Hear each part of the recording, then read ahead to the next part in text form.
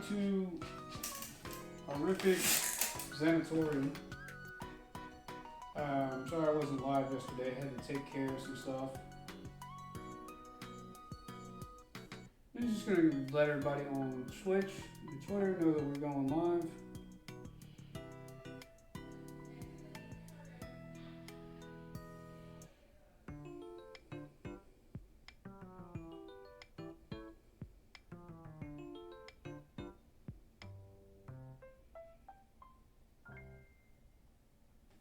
Okay.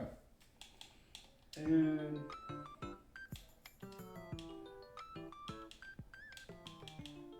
I'm gonna lower the volume just a tad.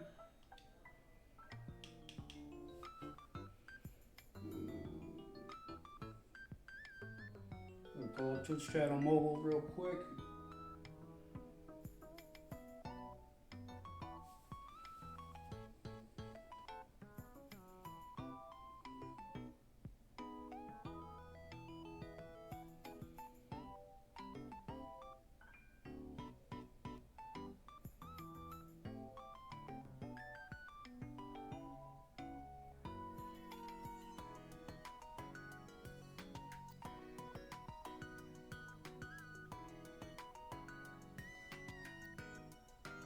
Okay. Cool. Let's begin. Got Twitch all pulled up. In case anybody wants to talk in chat, we can see it. Alright. Where am I? I didn't realize this would be a horror game.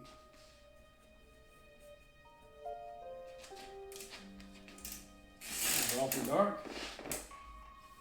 The place was covered with wreckage and the smell of smoke filled the air. There was a girl in front of me covered in blood and wearing torn clothes. She was holding my hand. However, I could not see her face clearly because of the black fog. What? The girl was trying to tell me something. Blank. Excuse me. I might have to get a bottle of water if I'm going to read all this. Her voice was muffled and I could not quite hear what she said. I tried my best and listened carefully to understand her. Really? I finally heard a voice, but it was not coming from this world. The world flipped and my consciousness switched to another place. Girl with pigtails. Are you okay? You are moaning in your sleep. I think we'll be at the hospital soon. Oh, okay. I responded reluctantly as my body felt dull after having an unpleasant dream. I drank water to moisten my dry throat and got my mind right. My name is Rui Ginzaki. Sorry if I said that wrong. I took a break from the university and now on a bus heading to a place called Kamikawa Xanatorium Hospital. I really hope I'm saying these names correctly. I'm not familiar with Japanese culture. This hospital, built in a mountain full of nature, was what you call a psychiatric hospital. Oh no. Really, I never thought I'd end up in a psychiatric hospital. It's okay, really. Sometimes we need help, man. I was unlucky and got infected with Spirea, a new type of, oh god, encephalitis, virus transmitted by blood from animals to mosquitoes. Spirea was known to cause hallucinations, delusions, and memory disorder. Currently, there were no treatment for it, and the only thing that could be done was to wait for the virus to disappear in a stress-free environment. As a matter of fact, I have been experiencing all kinds of unpleasant hallucinations. Oh no! Is that us? I saw some strange creatures. I saw my bamboo sword looking crooked through my eyesight. Maybe it was crooked. I was in the middle of preparing for a kendo tournament in July. Because of Spirea, I was forced to take a break. It really sucks. This is just another dream. I want to wake up now. Girl with pigtails. What are you mumbling about? Nothing. Apparently I was speaking out loud. I took a good look at my sister sitting next to me. Her name Monet? According to an anime geek friend of mine, Monet appeared. According to an anime geek friend of mine, she was an ideal little sister who looked as if she came out of an anime.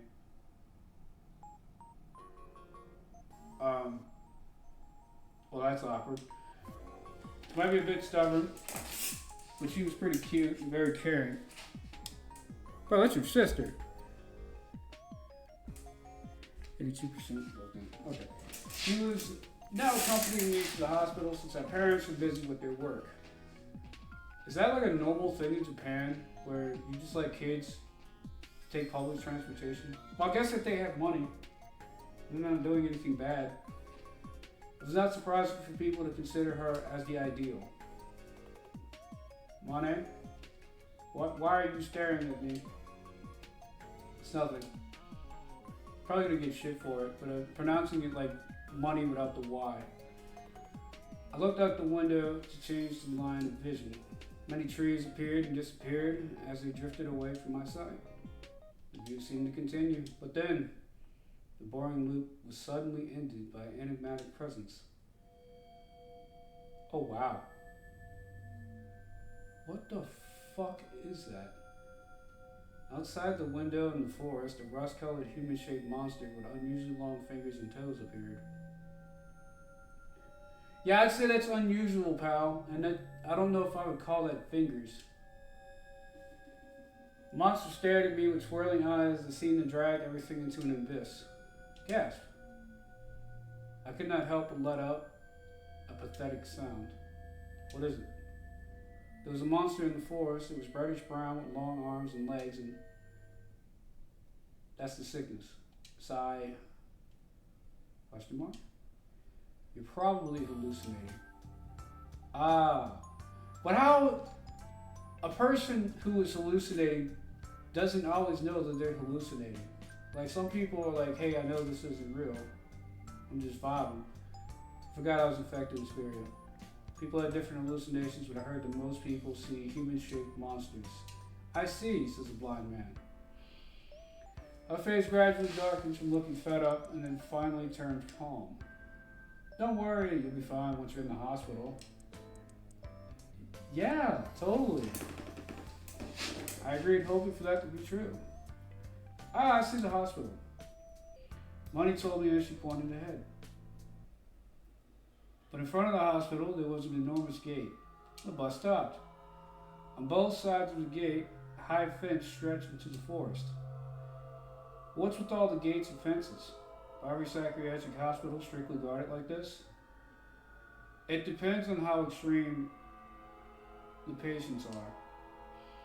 Read on the internet that they build them to enclose the facility for safety. There used to be many severe patients who had escaped. Yeah, like way back in like the early 1900s, they didn't know how to deal with mental illness, and they did things like that. Recently, they've been closing the gate because of the increasing number of screwed patients from Spirit. That makes sense. Perhaps the screwed one is actually the hospital, and the wall was built to keep the patients from escaping. That's a really screwed up way to look at it. For a moment, a terrifying delusion came to mind and my body got tense. Was I having this delusion because of Spirit? Yes, you are. Anyway, why did you check about the place? Why did you check about the place that far? What? Isn't it obvious? My beloved brother might be in care for months. It's only natural to check to make sure it's not a strange place. She speaks like a mother. I ain't staying in a hospital for months. I'll get well as soon as I can and get out of here. I hope so. Oh, it's got creepy sound effects. A person who looked like a staff member opened the gate for us. They might have been notified about us in advance, hopefully. When the bus ran a little past the gate, the entire hospital became visible. It was a nice, clean hospital that made me forget the horrifying image I had because of the gate. Good. Looks like a nice place. It certainly is. Yeah.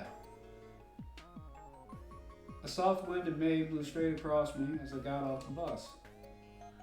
The smell from the trees surrounding the hospital calmed my buzzing mind. That's good. Achievement unlocked. First day in the hospital.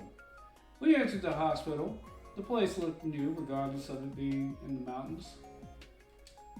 Surprisingly, there were many young patients. I heard many elders with dementia were usually in these kinds of places, so this might be due to spirit spreading. Oh no! Young people should, obviously if you need help, you should get it. It's kind of sad that there's young people here. Went to the receptionist desk for money and gave my name as Genzaki. We were then told to have a seat and wait for the director to come. Wondered why the director was coming, but I concluded that things like that could happen and did not ask. We sat down on the chairs and waited leisurely for the director to appear. There were a few people, but the place was very quiet and peaceful.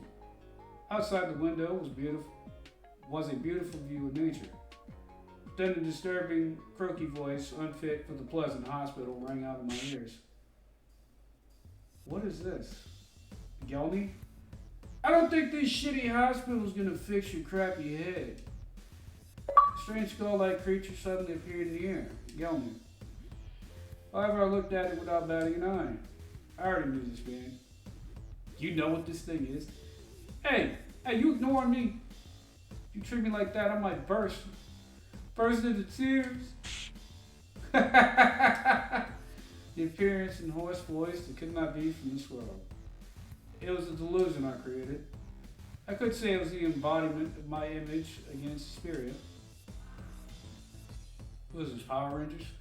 Its appearance was probably based on Geldy, the evil leader from the superhero TV show Swordridge, called it, which I used to love to watch. There's nothing wrong with that, man. Most 90 kids know what Power Rangers are. It was a symbol of fear and discomfort for me. For some reason, its personality was much more cheerful than the original one, though. Oh, good. That'll make it easier to roleplay this guy. You'll be like this for the rest of your life. You ain't gonna escape the disease. Come on now, join my army and do all the evil things together. I brushed Gelny off with my right hand while keeping a straight face. It then easily disappeared like fog. The easiest way to identify hallucinations caused by spirit. Oh good, that was to actually touch it.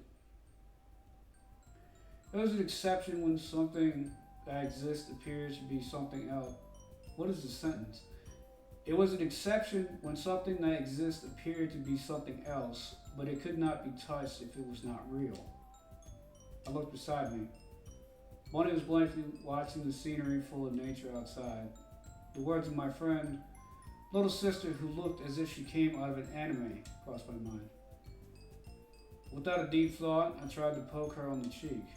However, she instantly sensed it. What? Don't you dare pull a prank. Bonnie glared at me, and I quickly pulled my hand back.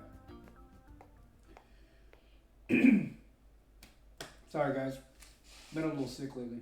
As I was thinking of how to justify myself, a figure suddenly appeared in front of me. When I looked up, well, hello there. There was a woman in white wearing a gas mask and holding a gun.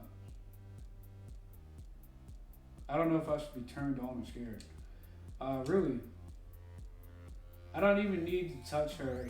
It was obviously hallucination. Are you sure about that? You want to touch a person who's wearing a gas mask and a gun? Yeah, right. I was having hallucinations that did not even make sense to me. I'm Andrew, the director of this hospital. You must be the newest spirit patient here. Director, why do you need a gun and a gas mask? What kind of place is this? Henri appeared. It was useless to deal with delusions, so I decided to ignore it, just as I did with Gelny.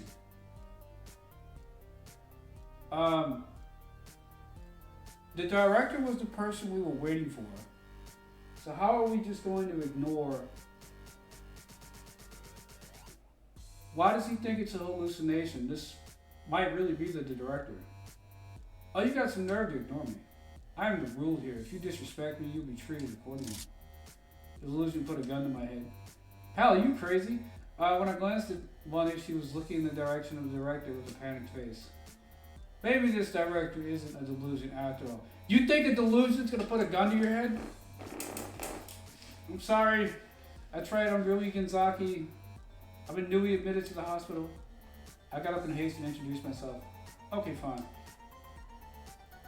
The person who identified herself as the director seemed to be satisfied and lowered her gun. One next to me also looked relieved. After all, I was not hallucinating. That's a good way to know, is if you see other people reacting to the same thing you are. The director in front of me was real. Perhaps I was only seeing her in a funny appearance. Otherwise, there's no way such a weird director wearing a gas mask and carrying a gun existed. So maybe he's hallucinating what she's wearing? How would that make sense, though? Rui Genzaki, welcome to Kamikawa Xanatorium Hospital. We welcome you. She spread her arms wide and shouted as if to show she was the ruler of this place. To what extent was this person altered by delusions? Were her words and actions also twisted because of delusions? She looked young. But since she was the director, she could be an old man in reality. What? What kind of young person has gray hair? I mean, I get this is anime, so maybe I'm wrong. I could not distinguish true from false, and it made me confused. Originally, sanatoriums were built in places with fresh air to treat tuberculosis patients. True. This hospital was built for the same purpose and has a long history dating back to 100 years. As a matter of course, it was renovated and reconstructed during those years. Is that so? She started blabbering about the history of the hospital. Don't be rude, bro.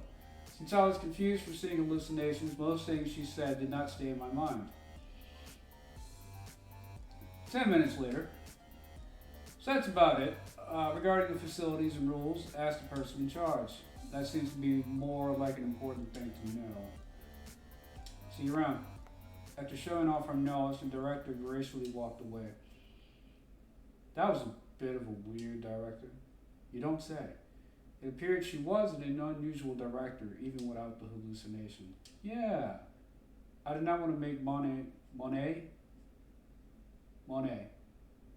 2 worried. So I kept my strange hallucination to myself and agreed to her. Afterwards, we were guided by a nurse to my hospital room.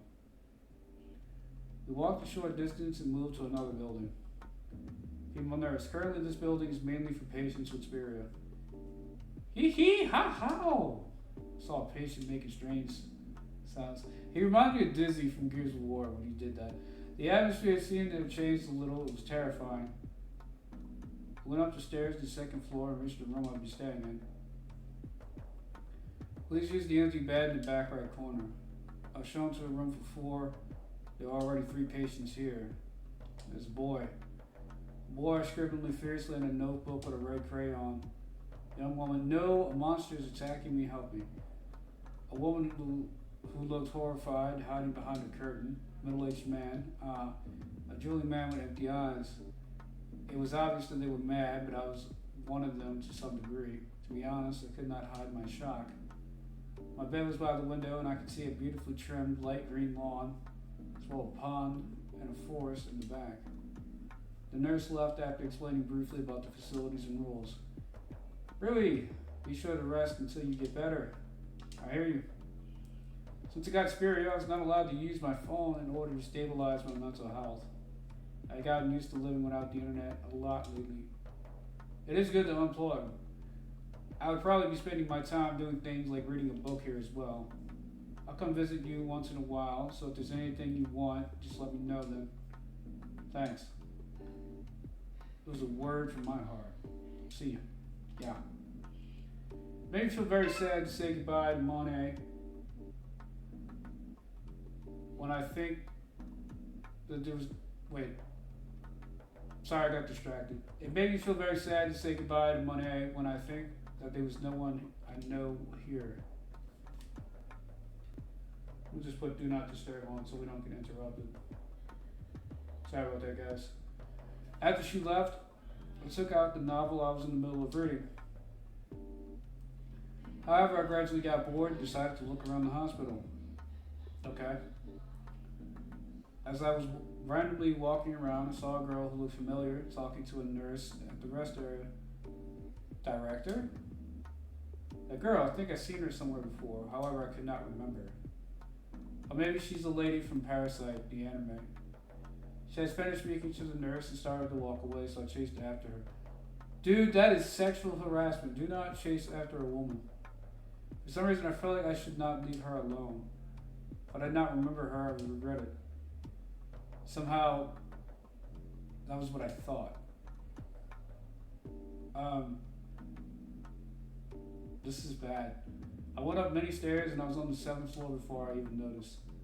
The girl went further up the stairs from a dimly lit, empty hallway. I followed her up the stairs, but there was no one at the end. There was a door to the rooftop and a plate written no entry. Oh no. I was sure the girl went up the stairs. She probably went to the rooftop. The door was not locked and I was able to open it no problem. I went out to the rooftop with some hesitation. My body wobbled a little from the strong wind. The rooftop was clean and it was hard to believe the place was closed off. Okay, good. That addresses my concerns. Why would you be surprised that the rooftop is closed off? I'm surprised you're allowed on the roof, but you're surprised that it is sealed off. That's crazy. I looked around for the girl and there she was. She was not in a place where people were supposed to be. She was outside the fence on the rooftop. So how did you get outside the fence line? The girl turned around and looked at me. Pale hair and skin, I was sure that I had seen this girl from somewhere before. She opened her mouth. Familiar girl. It's been a long time, Ruby. I was surprised to hear my name from her. However, hearing her voice brought back memories that had been deep in my brain. Could you be Riza?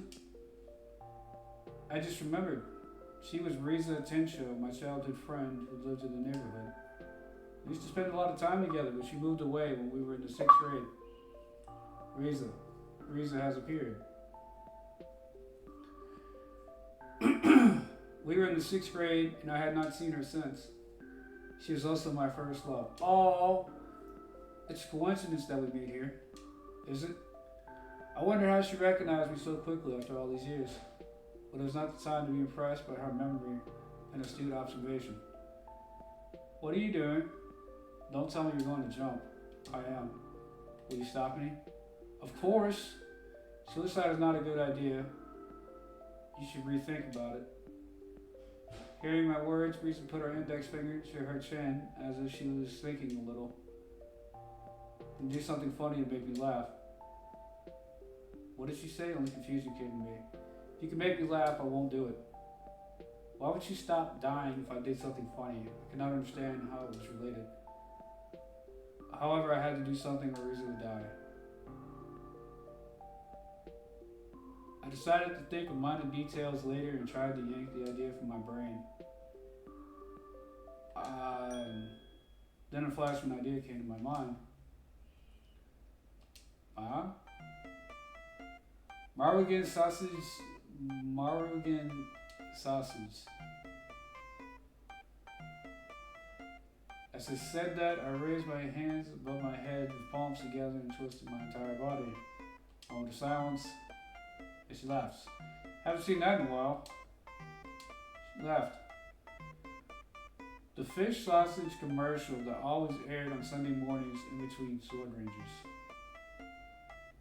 Fish sausage. That's something. Apparently that's a thing. When we were in elementary school, this phrase became popular between the two of us. We used to say it all the time for a while. Come to think of it, I was not sure what part of it I had a laughing fit. It was funny. So I guess I'll stop killing myself for now. Wow. She easily gave up what she was trying to do. Well, thank God. That's a relief. Yeah. I was relieved and thanked my usually useless brain for giving me a flash of inspiration. Risa climbed the fence surprisingly lightly and landed on this side. She then closed in on me. Hi. Her clear hair and skin stretched across my side. Really, you've grown taller. She held her right hand horizontally to measure my height. I'm so cute. I could not help but look away from her a little. Then I quickly turned my head back. That's not important now. Are you trying to die? Yeah. I asked her in an angry voice. I thought he was okay. What? The world is gonna end soon anyway. Excuse me? I'm bored in the hospital, and if the world is ending anyway, why not just die?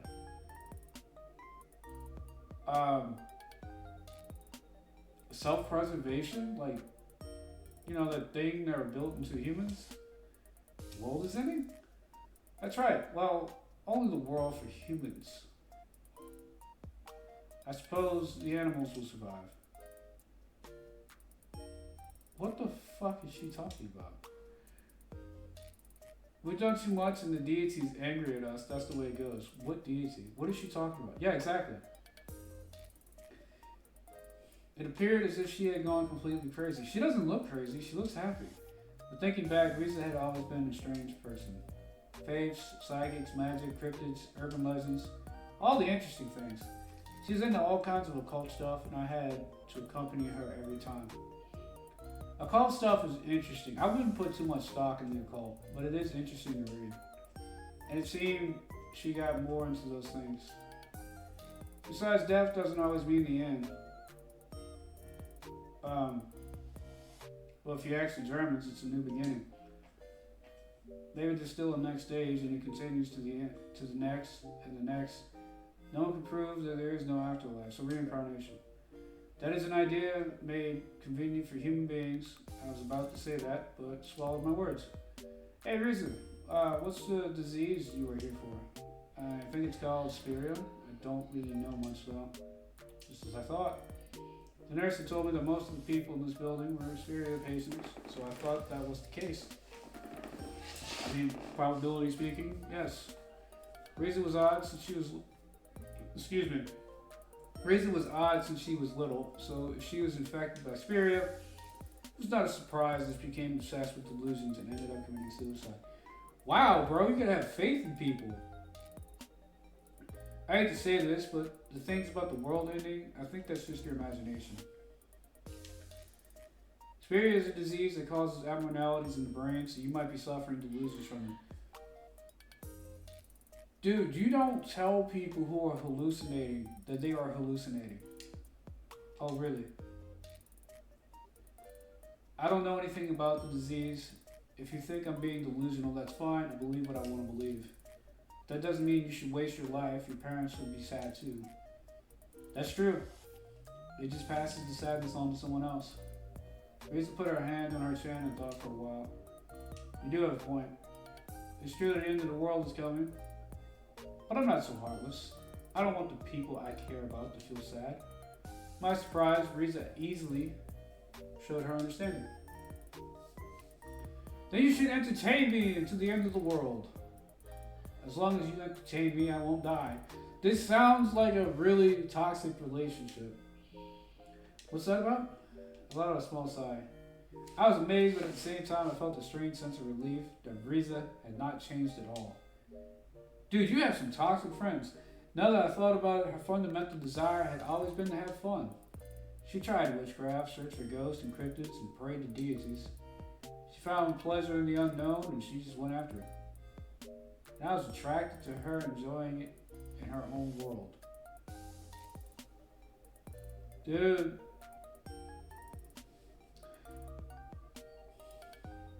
This kid is trouble. Alright. At least while we are here, I'll entertain you as much as I can, so please don't die. Rui, you are not responsible for other people's happiness. She would surely change her mind about this foolish idea once she was completely cured. There is no cure for this. They said that at the beginning. There's treatments, but you'll never be absolutely cured. Oh man. Young people. All I had to do was to keep her occupied until then. Until you find a cure for a disease, I'm bored too anyway. Risa smiled at me. Her smile was as cute as ever. I was embarrassed to remember the time when I used to be in love with her and looked down a little. After that, we went back inside the building. I walked down the stairs with her, trying to walk at the same pace. On the way back, a familiar, unpleasant voice rumbled in my ears. Have you fallen in love with this chick again?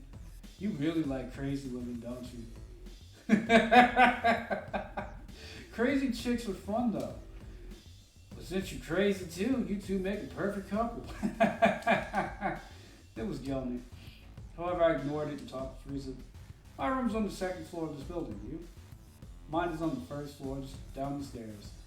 Are you planning to creep up on her at night? I envy you. Ew. I could not stop myself from getting annoyed and punched where there was actually nothing. Actually, my fist punched the air and the vexing creature disappeared like a mix. But no matter how uncomfortable I felt, his words were all coming from my brain. It was like punching myself in the face and it made me a little futile. What's wrong? Nothing. There was an annoying bug is all. Made our way back to the second floor rest area when I first saw Risa. Perhaps from the anxiety of seeing my first love again, I felt a sudden urge to urinate. I gotta go to the bathroom. Have a seat while I wait here. Okay. And I actually have to go to the bathroom myself. We will be right back, chat.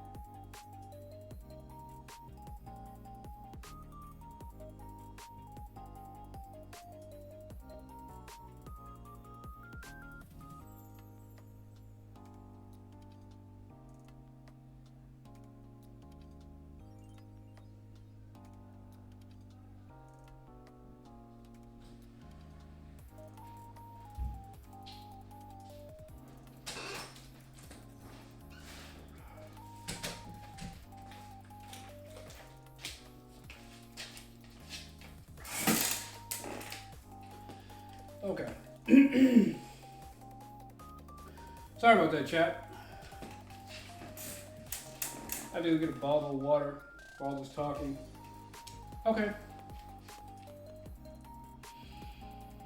After I relieved myself, I straightened myself up in front of the mirror. Dude, he looks like Kaiba from Yu-Gi-Oh!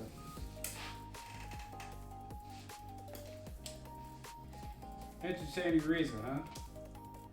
How on earth can I entertain her? I regret making a promise without thinking about it, and I pondered over it as I looked at my face. The novel I just read halfway through occurred to me.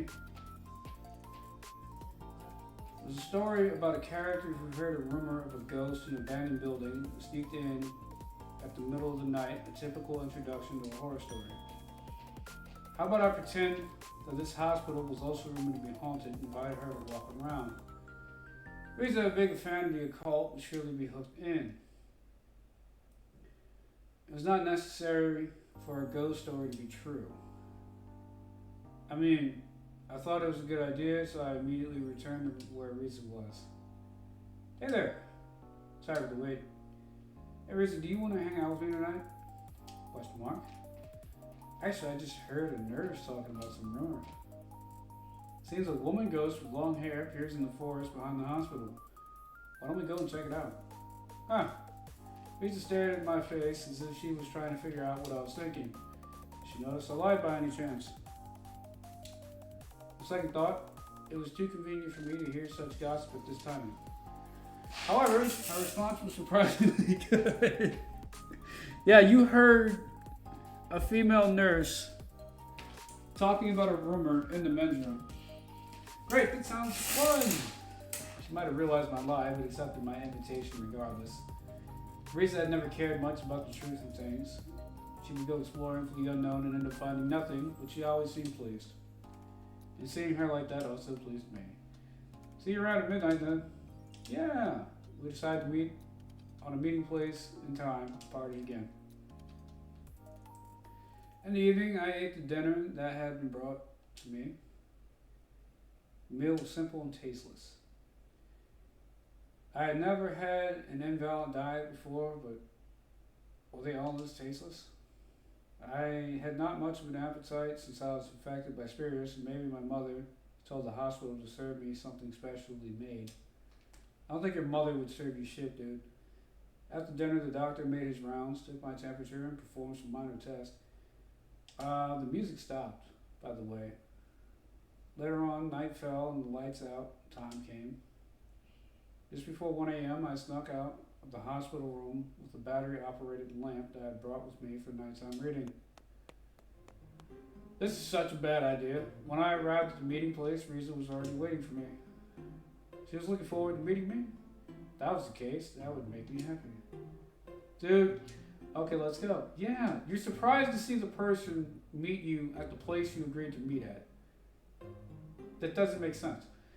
The reason I chose the forest outside was so that the guards would not find us. The sky was starlit and looked brighter since there were no streetlights. But you have to be in the hospital. If you're not in the hospital,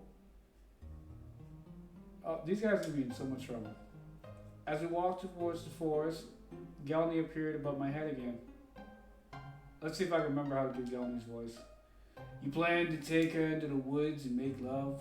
No, Gelny. Way to go, Rui. Well, guys at your age tend to be hornballs, so it's no surprise. Oh my god.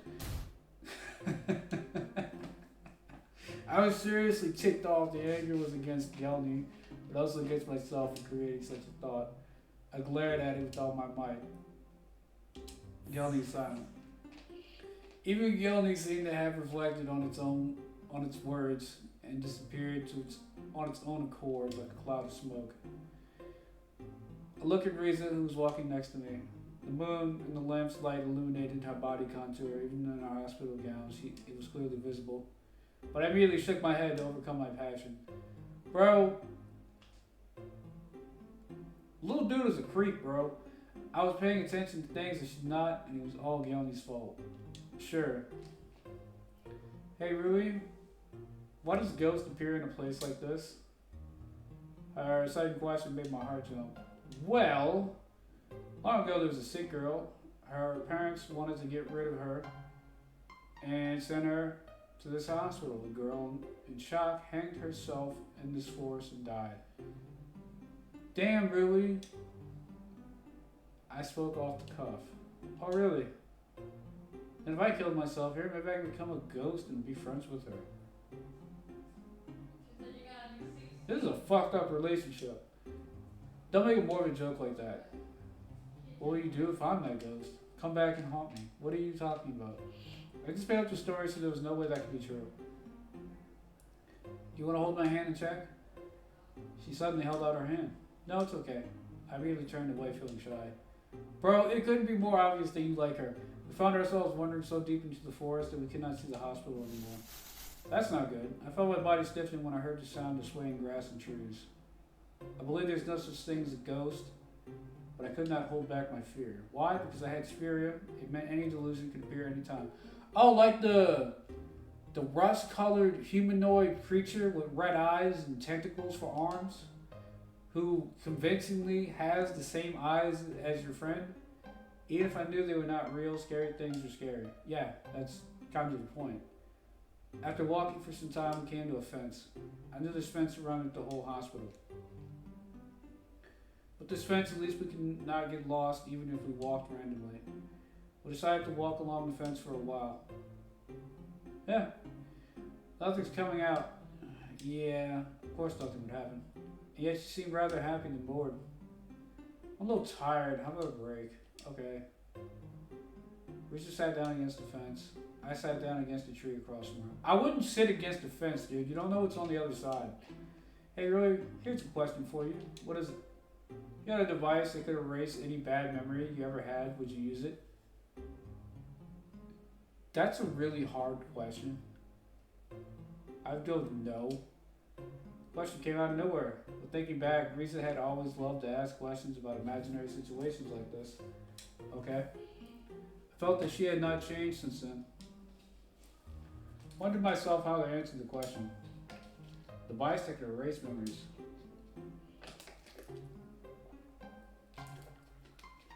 Wow. And we make our first real choice in the game.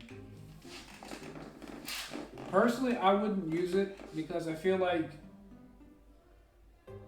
both good and bad memories make you who you are.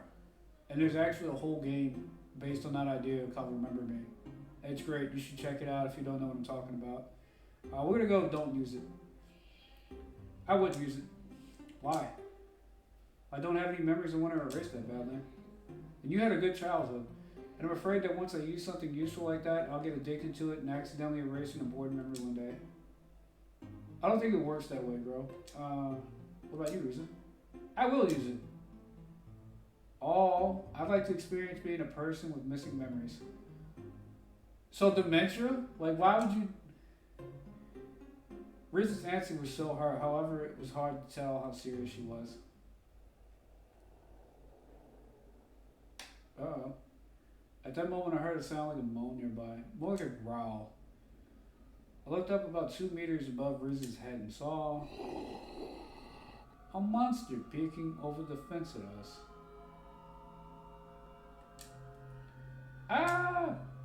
What is it? Behind you, there's a monster. Risa immediately turned around, but for some reason her face was calm. I looked again at the monster, and there was just a dead tree. Yeah. So it's merely a hallucination, probably caused by spirit. Sorry, it's nothing. Oh, don't laugh at him. She suddenly burst out laughing. That was so real. Or did you really see a monster? It's funny either way. It was real to him. How I reacted might have appeared really funny. It hit Risa's spot and she could not stop laughing. Dude, don't say it like that. I did not do it on purpose, but I was glad to see her having fun. Should I be thankful for a spurious hallucination? No. I was not sure how to feel about it. I remember seeing that monster on the way to the hospital. My brain seemed to easily identify a tree as a monster. Hey, who goes there? Suddenly a flashlight shined from the hospital side and I heard somebody's angry voice. Of course! Oh no, someone's coming. What to do, Risa? I could hear the sound of Risa's breathing nearby. You better be quiet. Even she looked a little anxious. Coming closer and closer. What should we do? She whispered in my ear. They surely noticed somebody hiding. It would be impossible to get away. I thought about it for a moment and then made up my mind. Risa, you stay here. Don't come out. Dude! As soon as I said that, I ran out in front of the person with the flashlight. You're stupid. Excuse me, I was taking a walk and got lost. I followed the route of the light. It was at gas mask directory. Why do you have a gun and a gas mask in a forest that's sealed off? Being found by the director of all people, can it get any worse? You're not allowed to go outside after lights out. Sorry, it was my first time staying in a hospital, so I didn't know much about the rules. The director thought for herself for a while. They explained the rules to you, bro. It's your first day, I'll let you go this time. But I'm warning you, you are on a yellow. The next time you do something wrong, you will be severely punished. Yes, ma'am. Straightened my back and saluted. Drawn by a military-like appearance and tone of voice, could not help but to respond in a foolish way. I was not even sure the extent of her hallucination and what was not. The director took me back to the hospital. When I turned around on the way back, I saw Risa with worried eyes looking at me from the bushes. I was relieved that she was not scolded. Moreover, I got to see her puzzled expression tonight. I thought that was more than enough for me. Don't these places do rounds? Like, they didn't realize that 2 patients were missing? Arrived in my hospital room and wondered to myself as I got into bed, did Risa make it back to her room safely? Did she enjoy the walk tonight? I was tired from the many things that had happened today. You and me both, buddy. Felt uneasy about my new life, but I was still filled with anticipation and excitement. Oh, that's good. This might have been all because I got to see Risa again. What should I do to entertain her next? While I was thinking that, I was swallowed into dark slumber. Okay. Second day in the hospital. Why is it in red? I like the whole red on black thing, but found myself in a dark, empty, concrete room. Second day in the hospital. Reached the second day of hospitalization. Sorry, chat. Might want to lower the volume.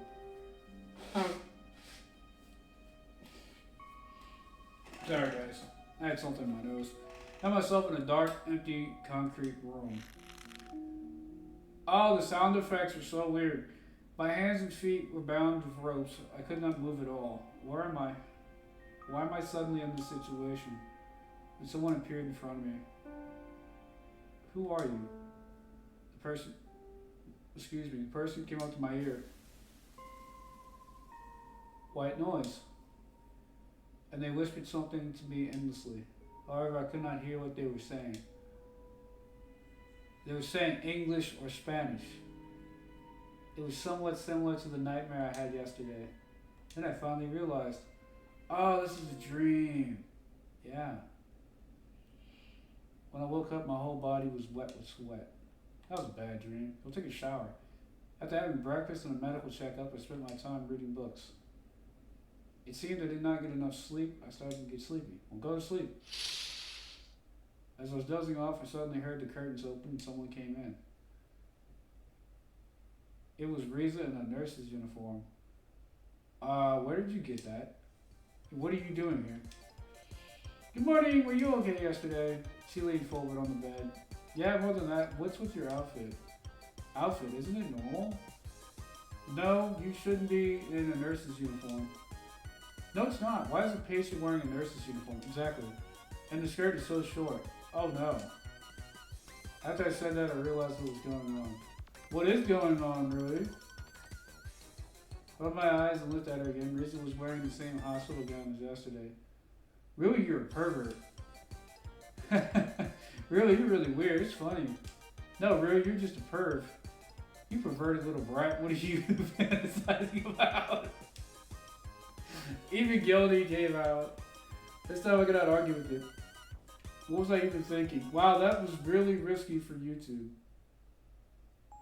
And I spent the rest of the time talking with Riza. Hey Riza, I was wondering why you have so many hairpins in your hair.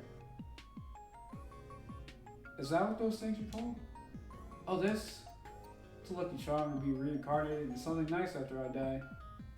Why are you obsessed with dying? Is there such a charm? There is. But I'm not doing it on my own way. But I'm doing it in my own way. So it's your own way. It would be safe to say that there was no such charm then. Anyways, do you still like Sword Rangers? Topic change to our childhood memories. Yeah, I'm old for it now. We used to also like Sword Rangers, and we used to watch it together. The day after watching the show on Sunday, we would watch the recorded episode together at my house. It was a wonderful time for me to talk freely and passionately about what I liked. That's good. But I'm still doing kendo. And the reason I started kendo was because of my admiration for the Sword Rangers. Oh, that's cute. The other half was for another reason. Oh, yeah. Ooh, Will. Wow, that's amazing. I bet you've gotten stronger. I'm not sure, there are always people better than me. Bro, just take a compliment. Well then, I got my checkup coming up, so I'm going now. Let me know if you have any more fun things. Okay. Reason rushed off. Fun things, haha. Stop it, Ruby. I had to keep her entertained and stop her from killing herself. You are not responsible for somebody else's happiness. I remember the task and it made me puzzle over again. I'm not reading that. Or the only fun, right? I'll let you use your imagination, chat. All of a sudden, dirty words echoed in my ears. Stop it, you perv. I was about to punch it, but Galdi predicted that and disappeared beforehand. What's with that scrawl? She's only good at crude jokes. No, it's a manifestation of your pent-up sexual arousal. Seriously, it's annoying. That's just until I get better. Later on, I went to the consulting room for an examination. During the examination, I told the doctors about my symptoms, but since there was no cure for Spirea, it was just a regular report. I was told the only way to cure Spirea was to manage it by myself. To participate in the kendo tournament coming in 2 months, I must get well fast and leave the hospital. Okay, once again, I made my determination stronger. Since I had free time after the examination, I decided to take a walk outside. I had enough walk around the hospital, and when I was about to return, I saw a familiar figure in the distance. Is it the tree monster? It was Monet. Why is she here? She told you she'd visit you every so often. But this is only day 2. Is she coming again today? 2 days in a row? Yeah, I'm glad you pointed that out. I heard nothing about it. Besides her clothes and her whole body looked tattered. And she then disappeared to the back of the building. Possibly hallucinating? I followed her, but she was not there. Oh, hallucinating. What was that? I know this must be another hallucination. I could be subconsciously missing my sister. Yeah, possibly. Monet had been taking care of me every day since I got Spirea. On second thought, I've been spending a lot of time with her recently, and it's not surprising for me to see these hallucinations. Why she looked tattered was a little mystery, though. She's been taking care of me a lot lately. I should thank her properly sometime. Maybe you're expecting her to be tired because she took care of you for so long, and that's why she looked tattered. After lunch, I tried to think of fun things to suggest a reason. I looked at the clouds floating outside the window and came up with an idea. How about summoning a UFO? Of course, the method could be made up. We should do it on a rooftop late at night. If the director found out about it, we can get in serious trouble this time. Why does it have to be done at night? Like, why do you have to break the rules to have fun? However, this was a matter of life and death. Nobody can blame me. Oh, this guy. How old is this guy supposed to be? I mean, I'm thinking he's like 13, 14. Like, even then, you should realize how crazy this is. Once I made up my mind, I cannot sit still. I decided to go to Reese's hospital room. She said it was on the first floor next to the stairs. I went down to the first floor, walked across the corridor, and arrived in front of her room. However, I sensed an indescribable feeling of discomfort from the end of the corridor. I became curious, so I put off seeing Riza and went further into the hallway. Mind your business. The feeling was probably from the treatment room at the end of the corridor. I slowly peeked inside through the gap in the door, and there was a group of patients with empty eyes. It's called being dead inside. They were all sitting on the floor, huddled together in the corner. What are they doing? They're summoning that UFO, bro. It was quite normal for this building to have many strange patients. There was something different about them from the others, though. Their bodies was as still as mannequins, not moving an inch, and their eyes were so lifeless. I felt as if I had seen something I was not supposed to see. I darted away from the place. I went back the way I came and arrived in front of Reese's hospital room again. I mean, it could be catatonic. Catatonic? When I opened the sliding door, I found her drinking some juice. Oh, Ruby! You want some? It's delicious. She offered me the juice she was drinking without hesitation. I like her... I don't know what the proper term for that is, but I like her outfit, her dress.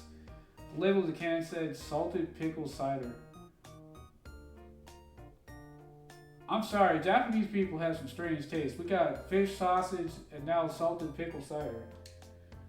That's a very unique choice of flavor. Yeah, exactly. And doesn't she mind at all about having an indirect kiss? What? No thanks. I hesitated for a moment, but I quickly declined. Hey, I came up with something fun to do today. Really, what is it? I recently read a book called 10 Ways to Summon UFOs. Would you like to try it out with me tonight? That sounds great. Breeze's right eye peeking through a gap in her hair instantly lit up. She got the Rosangon, son. She was like a child who had just been invited to a theme park. They will meet on the rooftop at 1 a.m. tonight. Why is it always 1 a.m. and why is it always at night?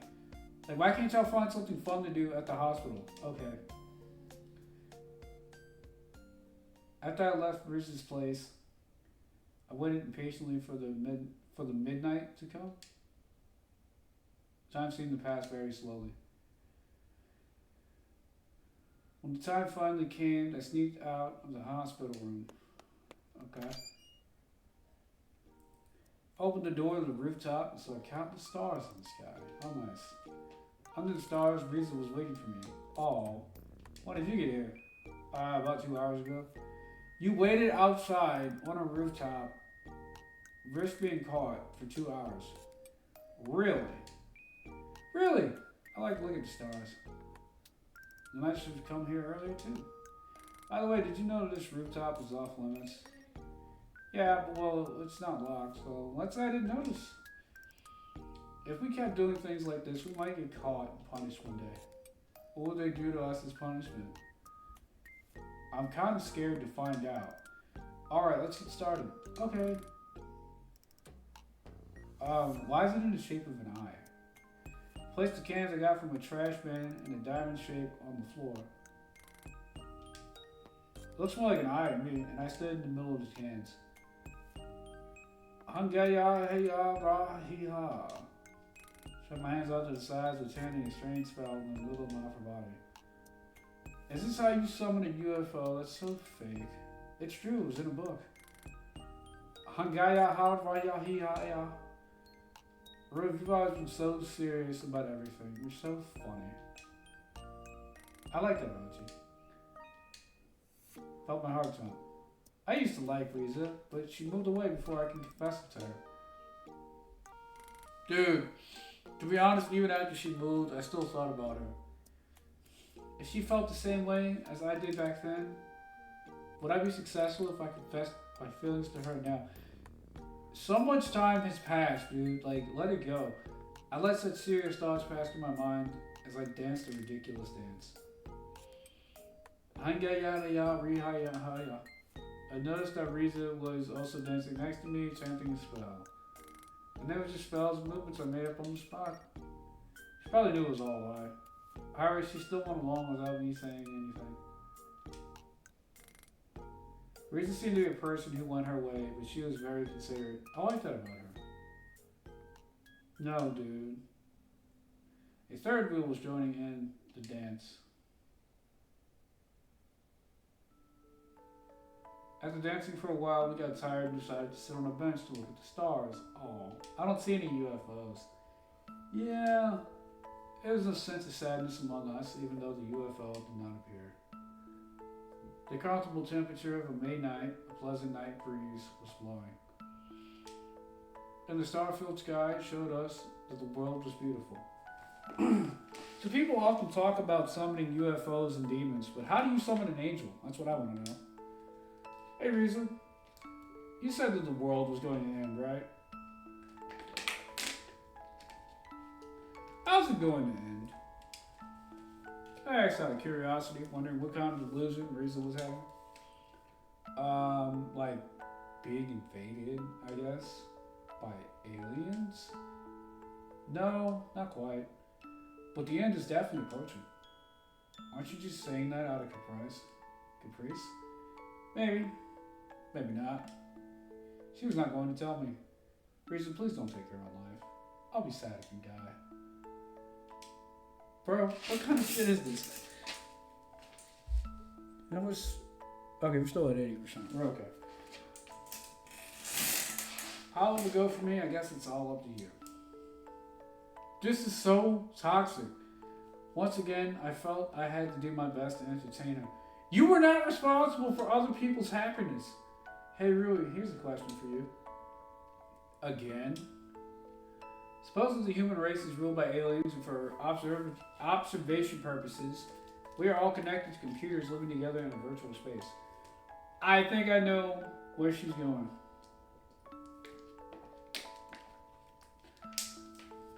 Would you like to know that truth?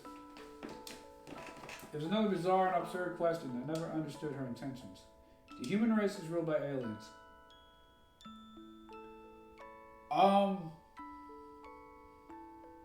That's a hard one. I'd rather know the truth. I guess I'd want to know. If I knew, even when I had a rough day, I would think it's okay since it's happening in a virtual space. I feel like I could take my life easier that way. Jesus. What about Risa? I'd like to know too. It's fun to think that there are aliens. Maybe they'll communicate with us. Even under such circumstances, you think about occultism. You always base your decisions on whether it's fun or not, do you? I suppose so. Childhood's End posed the same idea that demons were actually aliens from another dimension. Then can't we just stop talking about the end of the world because it's not fun? I'm not sure why, but I don't feel that way. That's probably the influence of spirit. I had never seen Risa so fascinated with negative illusions in the past. At the moment, a ray of light flashed through the darkness of the night. Wow, a shooting star! Risa shouted. We looked at each other. We didn't get to see a UFO, but we did see something better. Yeah. Appeared too suddenly to make a wish, though. I made a wish. What I wished for was a secret. What kind of wish did she make? Could not even imagine what she had in her heart. After that, we cleaned the place up, returned inside the building, and parted. Are you allowed to walk around after lights out? Like, I feel like lights out is like, hey, go to bed. This time I was able to return to the hospital room without being spotted by anyone. That's good. And like yesterday, I went to sleep thinking about Risa. This chick is bad news, dude. You need to leave her alone. Third day in the hospital.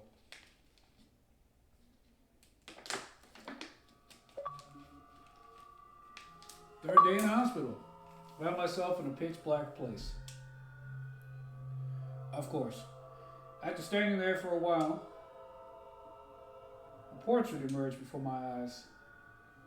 It was a portrait of a very beautiful woman. She looked somewhat like Risa. Oh! Oh no! However, as time went by, the paint melted away. In the end, only a reddish-black canvas remained. Foreshadowing? My consciousness connected to the reality. I've been having a lot of weird dreams lately. You and me both, pal. Like almost every night. I got up and went to the bathroom to wash my face. When I looked in the mirror, oh shit. All my hair turned gray, my eyes were bloodshot, and the skin on my upper half of my face was red and sore. This is like Tokyo Ghoul, where the main character had like a mental crisis. Well, he was being tortured, but like he broke mentally, and then like his hair turned white.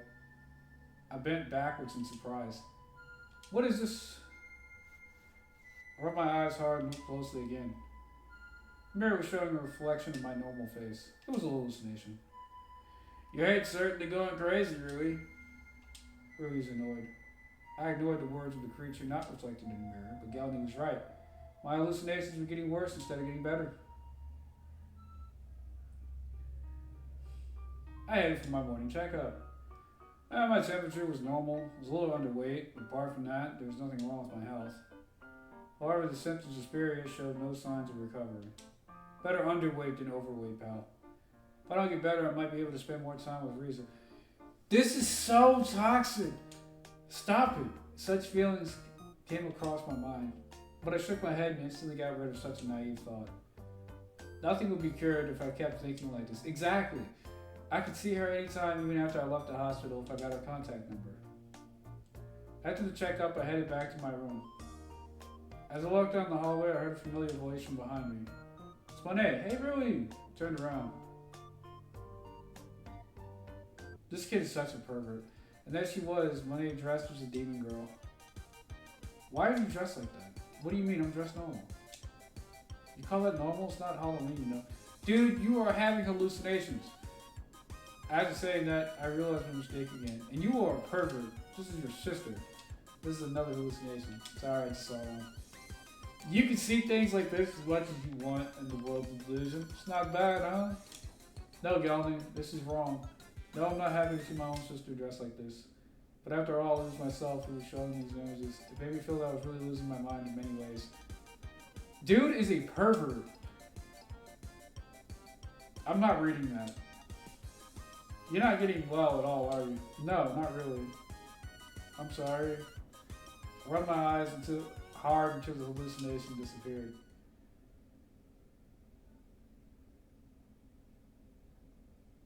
How do you get a demon girl? This dude is sick. When I recovered my proper vision there, I saw my usual sister. Well, good. I returned to my room with her. I would not want to be anywhere near this dude. I wasn't expecting you to see you today, too, Monet. What? You don't like it? I didn't mean it like that. It's a long way here, so I just felt bad about it. Mom asked me to bring you a change of clothes and other stuff. I see, says a blind man. Mom and Dad would come visit you after their work, or after... What? Mom and Dad would come visit you after their work.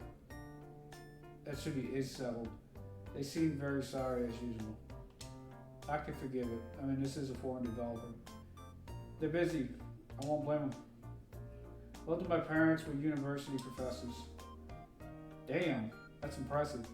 I had always wondered why I was not smart regardless of being their child. Oh. Monet, who always got top marks in her grade, had truly sucked my brains out before I knew it. Phrasing is important. Read. Jeez.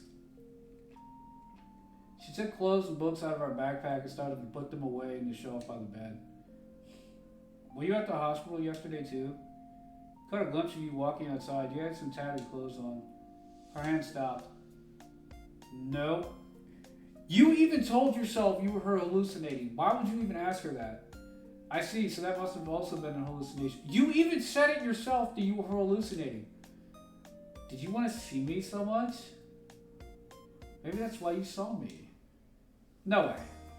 I cannot declare that that was not the case, but I denied it to maintain my dignity as an older brother. Gotta maintain that senpai status. I met my old friend Riza, by the way. She's also being hospitalized here with Spheria. What a coincidence, you remember her, right? Monet was surprised and her face turned slightly gloomy. Yeah? I remember that she always avoided Riza a little bit. Monet was usually very attached to me, but when Riza came to our house to play, she kept her distance with unhappy eyes. Oh, you should have invited her to hang out. Well, she was quite timid outside and bossy at home, so she behaved like that to mostly any person. Just then, Riza came to visit my hospital room. Speaking of the demon, here she is. Oni-chan! Oh, could you be Monet? It's been a while. Monet glanced in Riza's direction and immediately looked down. Come on, Riza's saying hello to you. Read her back. Hello! Riza was smiling as she watched my shy sister. I finished the job Mom asked me to do, so I'm leaving. Alright, thank you. Some other thanks for me. She got her backpack and sheepishly left the room in haste. There's a reason why your family is avoiding this girl. I wanted them to get along, but there seemed to be no chemistry between Moni, the realist, and Riza, the occult lover. I wonder why? Moni hasn't changed a bit, has she? I'm sorry for interrupting. You don't have to worry about it. She's like that with all my friends. Probably for a good reason. If your friends are this far in the left field. But I feel she's especially jealous of me. She must be afraid of losing her big brother. That or you're just strange. You're manipulative. What are you talking about? She always acts rude and annoying to me. That's just sibling rivalry. I had that kind of relationship with my cousins. No, Monet loves you. She loves you so much that she drives you crazy. Reason mumbled something mysterious. What? Anyway, what are we doing tonight? Changed the subject, so I shifted my thoughts along with her. Thinking about going to the library and doing some black magic. Dude. Wow. Really? Do you have someone you want to curse to death? Yeah, I want to write the death note. No, I don't. After saying that, I thought about it for a while, and no one name... What? After saying that, I thought about it for a while, and one name came to my mind. Sorry. Actually, there is one. The name is Gelny. Hey. Don't you try to curse me. Gelny appeared. Really? Do you perhaps maybe hate me? Of course I do. I wanted to throw in a punchline, but I had to keep my mouth shut. Gelny, that's an interesting name. I'm right, didn't any of the Sword Rangers have a name like that? Well, yeah, I just felt like destroying an evil. Oh, really? So you're gonna kill the actor? We spent the rest of the time talking about what we have been doing over the past few years. All, as a graduating high school, then you were old enough to realize this is toxic. Riza had been to many places, traveling alone, and staying with host families abroad. Restlessness was very typical of Riza, but listening to her story made me worry a lot. So why are you in this hospital now? I seem to have contracted a disease, so I was tempted to sent to my grandfather's house near here. But they said the symptoms were so severe that I had to be hospitalized. I don't know much about the symptoms myself. Excuse me. I had no idea what kind of symptoms she was experiencing because of Spiria. But if she was accepting her delusions and hallucinations as they were, she might not be feeling any inconvenience. I see. That's a really strange way of putting things. You don't care much about your disease, do you? Well, I guess not. Still, I'd like to get out of here with you, Riza. I gazed at her seriously than ever before. More seriously? If you insist that much, then that might be a good idea. Riza, on the other hand, just gave me her usual friendly smile.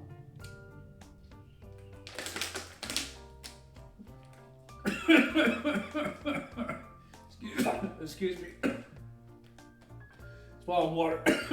Oh, God. I'm dying, Chad. I'm dying. I would like to continue having a relationship with her. No! However, whether she understood my feelings or not, that was the question. Her mind was always floating around like a cloud and I could not grasp it.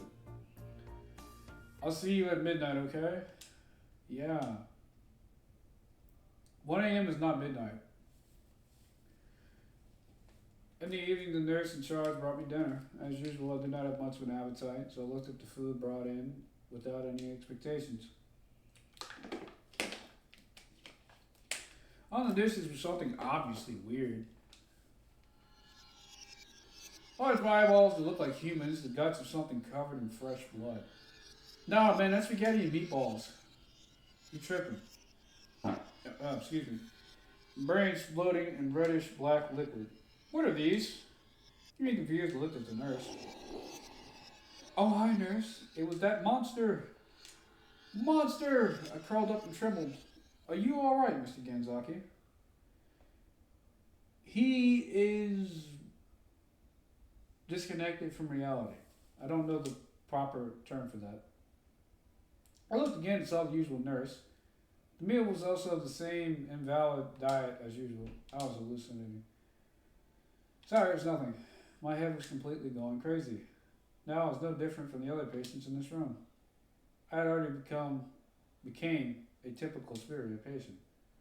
My body was still trembling. I wanted to see Riza and be healed. We just split up a few minutes ago, but I found myself thinking about it. You need to let this chick go, bro! I packed my backpack with the things I had prepared and headed for the library. Then I noticed it might be locked. I hadn't thought about that, did you?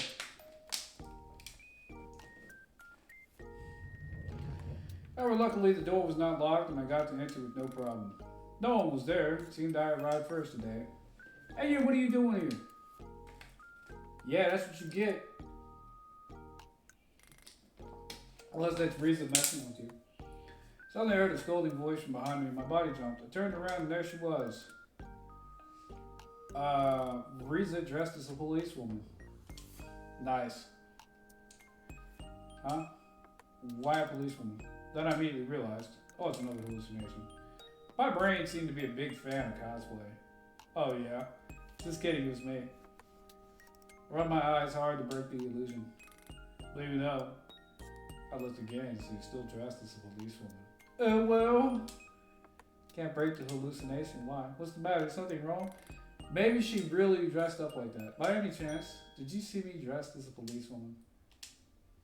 How did you know that? Because it's real. Can you see him hallucination? Is that even possible? No. How did you know that? Reason burst out laughing. It's really funny to make fun of you, Reason. Really. What you're seeing is not a hallucination. Reason picked the sides of the policewoman uniform she was wearing. It looked like you were seeing a hallucination of me in a weird outfit before, so I decided to play a prank. She had me in the palm of her hand. You have hallucinations because you're so-called Spiria, right? Oh yeah. But how did you get those clothes? I asked my mom to get them for me yesterday. Wow. Going through such trouble for just a prank. What did I expect of Reason? We'll be right back. We'll go to the bathroom real quick. I'm just checking the laptop battery. We're at 50%. Okay, we'll plug it in a minute. We'll be right back, chat.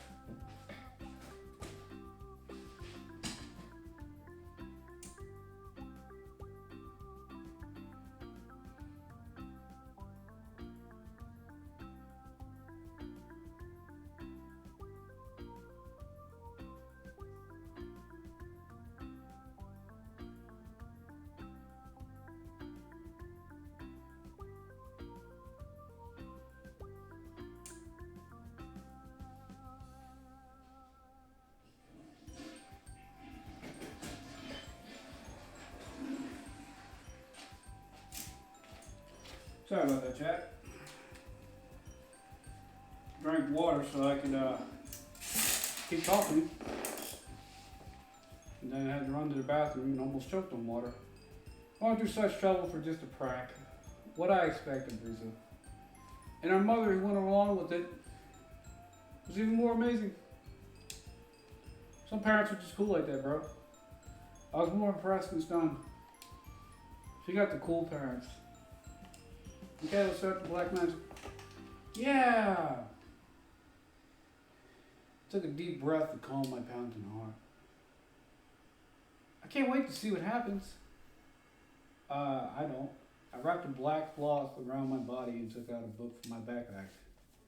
Bro. I had it in the cover with a black book jacket and made it look like a book on black magic, but it was actually just a novel. Made a magic circle-ish thing on the floor with the string. I found a pentagram. That's a lot of string, bro. I placed a doll made of gauze in the middle. I had written Gelni on the doll. Your black magic lacks quality. It shows how much of an idiot you are. Can't argue with that. Cut my hair in a pair of scissors and sprinkled it on the doll. Never seen such black magic before. Right. Summon demon by making a contract with me, bring misfortune to the hateful existence, blah blah blah. Took the book in my hand and began to chant the random spell. The demon from the gates of Hades, please lend me your power. There was no such haphazard black magic would work. You're a fool. There's a fool here. Hey, maybe it works. Somehow it works. Did it work since it was just a delusion? Yes. Gelni vanished like dust, leaving a desperate cry. Farewell, Gelni. Thanks for nothing. Oh, he's gonna come back. I promise. I at least pretended to be sentimental in my mind. And it worked beyond my expectations. It worked because you think it worked. Really, so you could tell it even while you're here. Wait, what? Really, so you could tell it even while you're here. That's a weird sentence. Yeah. Reason probably had no idea what I was talking about, and it might have seemed ridiculous. She still accepted it without saying anything, as always. If anything, she watched me happily throughout the ceremony. She probably found it most amusing to see me exerting myself to entertain her. That's really toxic. After cleaning up, we sat down on chairs and took a break. I had fun again today. Well, that's good. Just being at the hospital at night makes everything more thrilling. I was going to say interesting, but it's not what they said.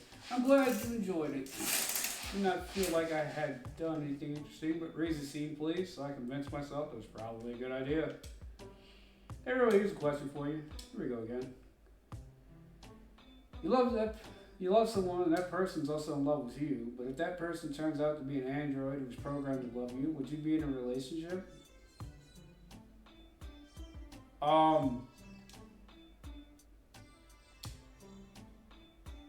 Person I love was an android. The android is programmed to be in love with us, and we love it back. That, it feels wrong, but at the same time, wouldn't that be considered a relationship? I would be in a relationship. If she were an android, I could break up with her without feeling guilty when I get tired of her. Damn, Rui! Savage! Well, that may be all too convenient for me, but still, what about you? I'd be in a relationship too, I guess. As long as I like that person, I don't care what the person is. Right. I thought that would be what Riza would say. Is that even English?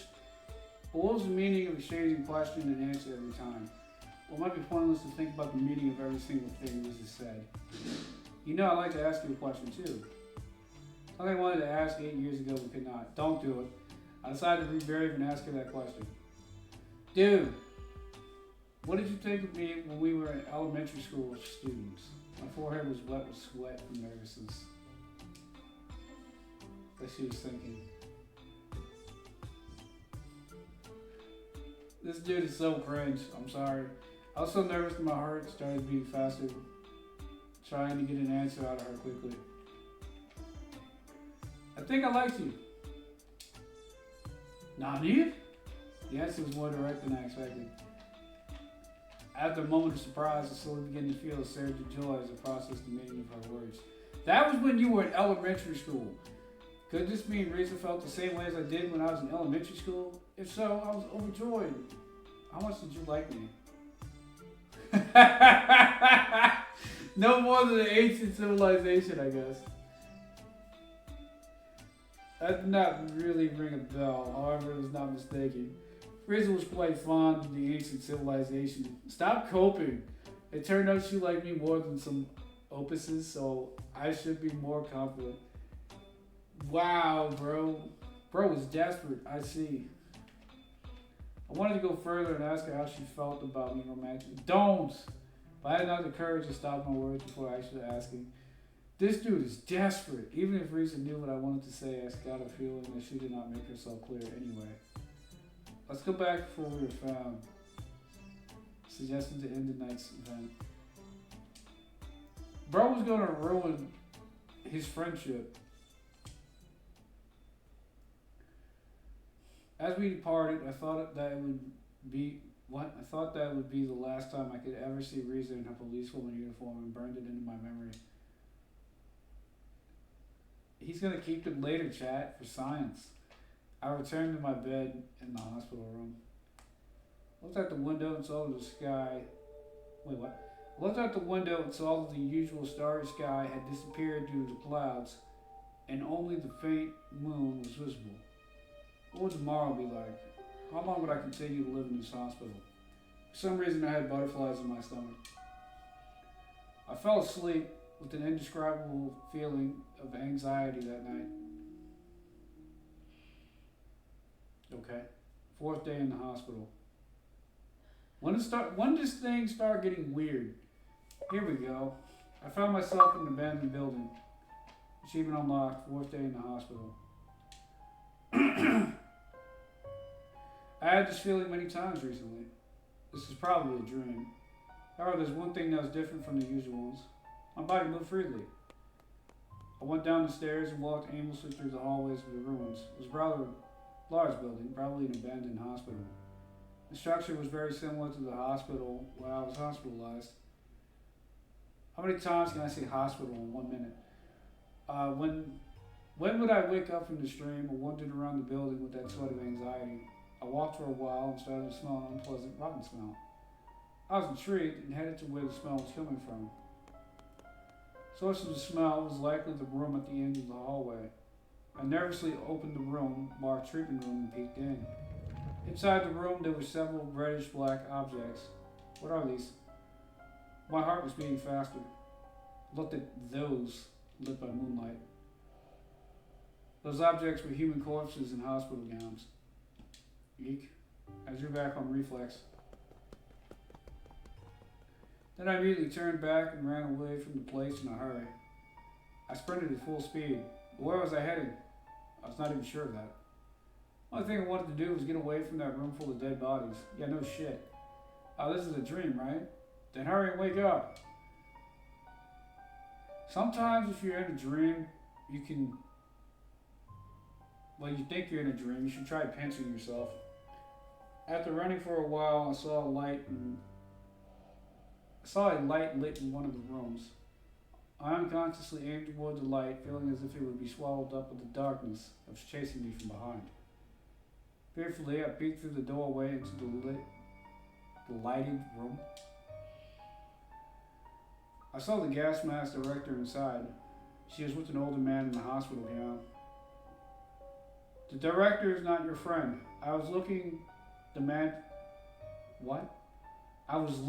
man from his bag, so I could not see well, but I felt that I had seen him somewhere before. You gotta remember, this is not an English development, so you gotta forgive the translation sometimes.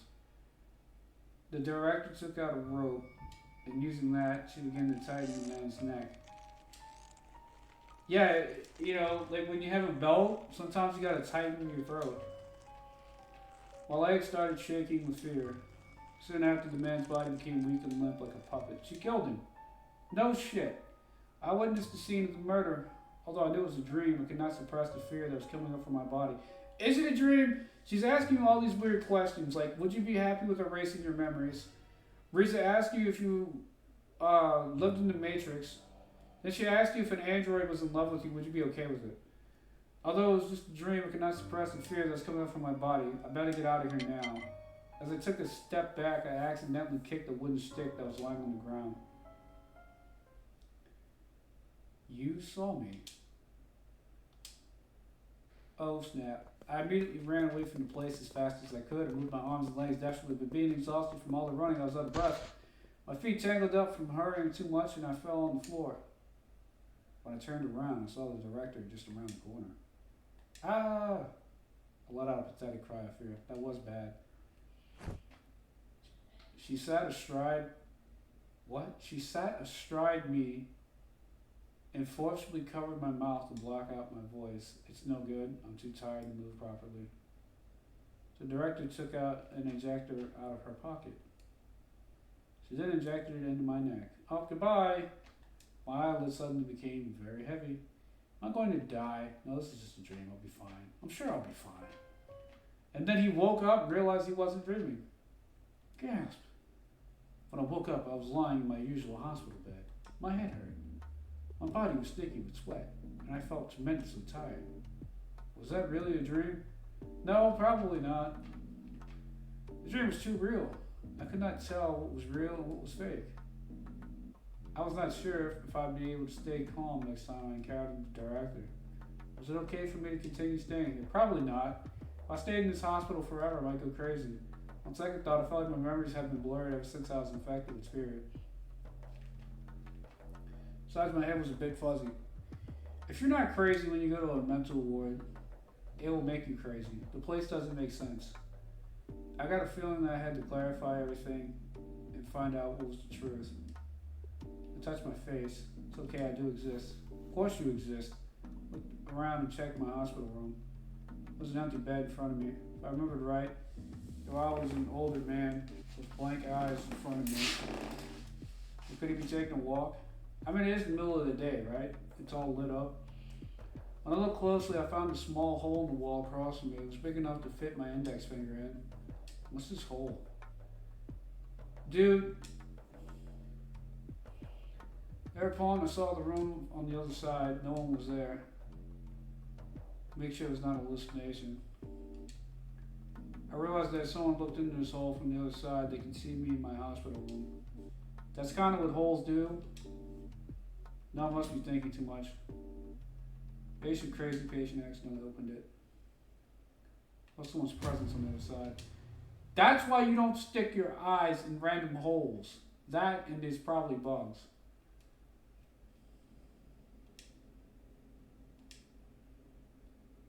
You're dumb. I would not be doing that again. Was someone watching me from here all along? Or was I just imagining things? I had to check and make sure of the truth and force myself to somehow get up. You were pushing your luck, dude. Then I gathered up my courage and went to the room next door.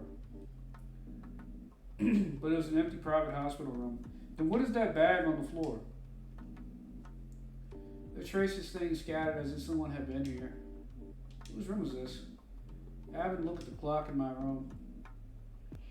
It's already past noon. And then I realized for the first time that I might have slept a lot today. I felt something very strange about the clock. September 11th. 9/11, the anniversary of the attack on the Twin Towers in the United States. That was strange. I got infected with Spirit early May. Wait a minute. What? It's well away more than 2 weeks have passed since then. Dude, that's like 3 months. Was the clock just off? When I thought about it, my memories after getting Spirit were vague. If you got infected in the beginning of May, and let's say you went to the end of May, that's still about roughly 2 months that you don't have recollection of. I thought I was missing a big part of my memories. Yeah, no shit. Memory disorder was said to be an occasional symptom of Spirit, but was it possible to have memory missing for as long as 4 months? That's right. Yeah, that's right. 4 months. I don't know what I'm talking about. May to September's 4 months. The feeling as if I was the only one left behind in the world. What was I supposed to believe?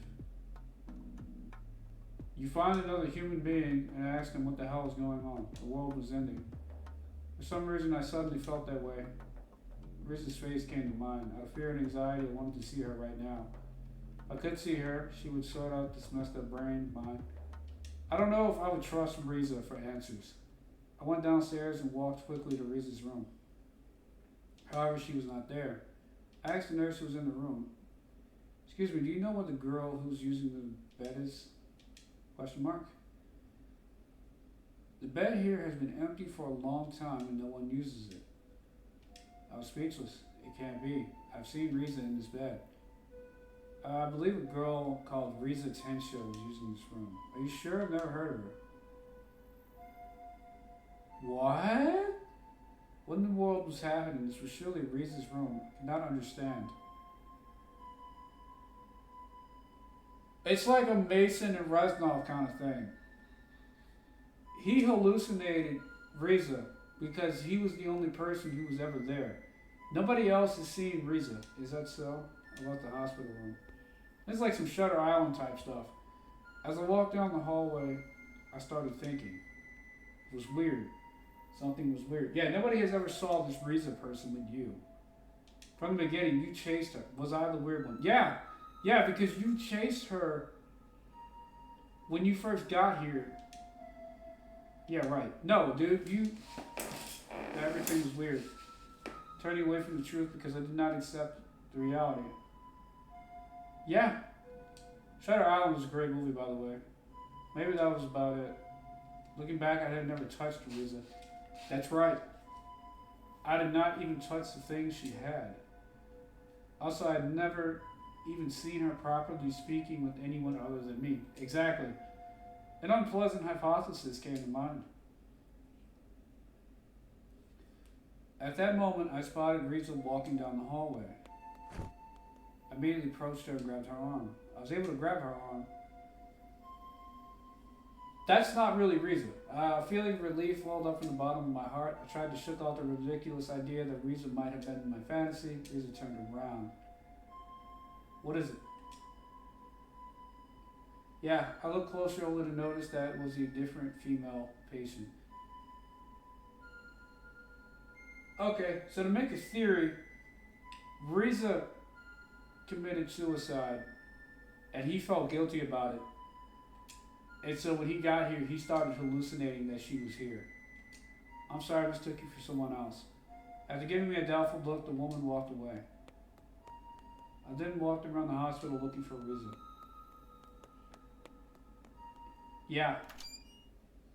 After searching, we finally found her. Riza was at the rooftop. She was on the other side of the fence again. What are you doing? Now we've come full circle. She turned around. Rui, I'd rather die. It would be better for you too. Shouldn't say such things. There's no way things would be better without her, Riza. You promised you wouldn't die as long as I entertained you, or did you get bored of hanging out with me already? I raised my voice so that it would not erased by the strong wind in the rooftop. I think you are really sick, dude. No, it was fun, truly. But I think you should move on. I want you to live forever, even if I die. That's my greatest wish. It took my breath away. What? It was not a long time ago. I heard it recently. Oh yeah, I already met Riza before I came to this hospital. How could I have forgotten? I still could not recall the details. So you finally realized that since you don't remember it all, it was all kind of bothering me. What? I've already met you before I came to this hospital. You said it yourself. Unless... In the library the other day, he talked about how he had feelings for her in elementary school. Yeah, about 3 months ago. But we got separated a while ago, 3 months ago. And she was telling the truth and my memories were actually missing. Maybe the date on the clock I saw in that room was accurate. Which meant I had completely lost my memories from May to August. Why didn't you tell me that we've already met? That's because you wished for it. What? I had no idea what she was talking about. What did she know about me? There's no need to pretend like you know nothing. You already know the truth. Riza was talking to me as if she could read my mind. Because you are hallucinating, sir! I can actually read your mind because I am yourself.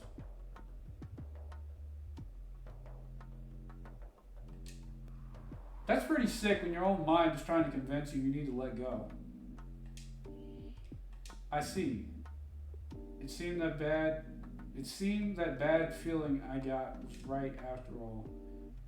The reason in front of me was probably my delusion. I'm a delusion you created. No way. Are you saying that I was performing all the conversations with you on my own since I came to the hospital? You can't be so sure. I'm created based on your memories of Riza. There were times I've traced the same conversation you've had with the real Riza. You seem to have forgotten them though. Bro was arguing with himself. So, this is so trippy. So where's the real Riza? Where is she now? Why ask when you know the answer? Oh no, the real Riza is dead. What? This must be a dream. It's not. Or maybe she's just gone mad from the disease. She's kind of the person who's obsessed with the crazy fantasy about the world ending after all. Hey, really, I said at the beginning that I didn't care if I died because the world was going to end anyway, did I? Those were your words too, because I am you. What do you mean? The world is actually going to end due to the invasion of the monsters. And the person who tried to kill himself in despair, that was you, not me. I don't understand what she's saying. I don't understand either. There's no way the world would really end. Touch my hand. By doing so, you remember everything. Riza put her hand on the fence. You've lost your memories partly because of your disease, but the primary cause is her. So he doesn't want to face the reality, and you can't remember that yet because you were putting a brake on your mind. Walked up to the fence and tried to touch Reese's hand like she told me to. My fingertips did not touch her hand, and they landed on the fence. I can't touch you, why? You know why, hallucinations can't be touched without substance. It's just like yelling. The cruel truth was right in front of me. No doubt this she is a hallucination after all. I did not want to admit it. Right, the memories I had no recollection of flooded into my brain. Various scenes passed by me quickly. Somehow I was certain that all of those were true. Right, it all started with the outbreak of Spiria. We were told that Spiria was a bloodborne disease, but that assumption was wrong from the beginning. Spiria was airborne and spread around the world at a tremendous rate. Someone had twisted the facts. Spiria was not just a mere virus that made you crazy. The initial symptoms of the virus were hallucinations, delusions, and memory disorder. So what the hell is really going on? Later on, the mind would be destroyed, and everything in the body would begin to mutate. In the end, those who were infected turned into monsters that lost themselves. No one knew where such a horrifying virus came from. Did it come from some laboratory? Did an existing virus mutate? Or perhaps it could have been deity's punishment to humans, just like Reza said. And only a month after the first discovery of Spiria, the world quickly became a world full of monsters. My parents were no exception, they became monsters too. Unlike zombies, they did life activities, but uglily mutated those that lost their minds were no longer living humans. The only person who survived was those who had antibodies against Spiria. The antibodies varied among individuals. Monet had a complete antibody that was fully immune to the virus. There were people like me who had an incomplete antibody that only slowed the progression of the infection. All we could do was stay at home, being terrified of the monsters. Monet was desperately trying to take care of me when I was infected with Spiria. However, just being spoiled by her kindness gradually became unbearable. One day, I might become delirious and harm her because of my mental instability. Such idea terrified me, so I left her with a letter. It was painful to leave her alone, but I knew I was going to die anyway. If it would be the same sooner or later, I felt that the sooner I left, the less pain she would have to go through. What the fuck is going on? Where I lived was a backwater town, so there were not that many monsters. The monsters tended to be concentrated in a city where there used to be a lot of people.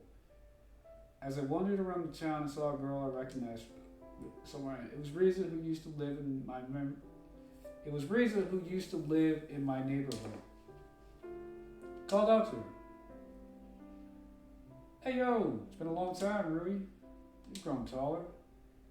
Reza came in front of me and held her right hand horizontal to measure my height. I was impressed that she could recognize me even though my appearance had changed from the influence of Spiria. Why are you here? She told me that she was visiting her grandfather's house in this town with her family. Then an infection outbreak occurred and they became unable to return home. Afterwards, all of her relatives turned into monsters. She's so relaxed about this. Just like when Reza had complete antibody against Spiria. I'm lonely by myself, so let's stay together. Oh no. But I have an incomplete antibody. I'll probably turn into a monster in about 6 months. Don't worry, I'll cure you somehow before then. I'm sure I could cure you if you try all the magic rituals I know. I'll be right back, chat. Gotta go to the bathroom again. Oh, I shouldn't have drank all that water.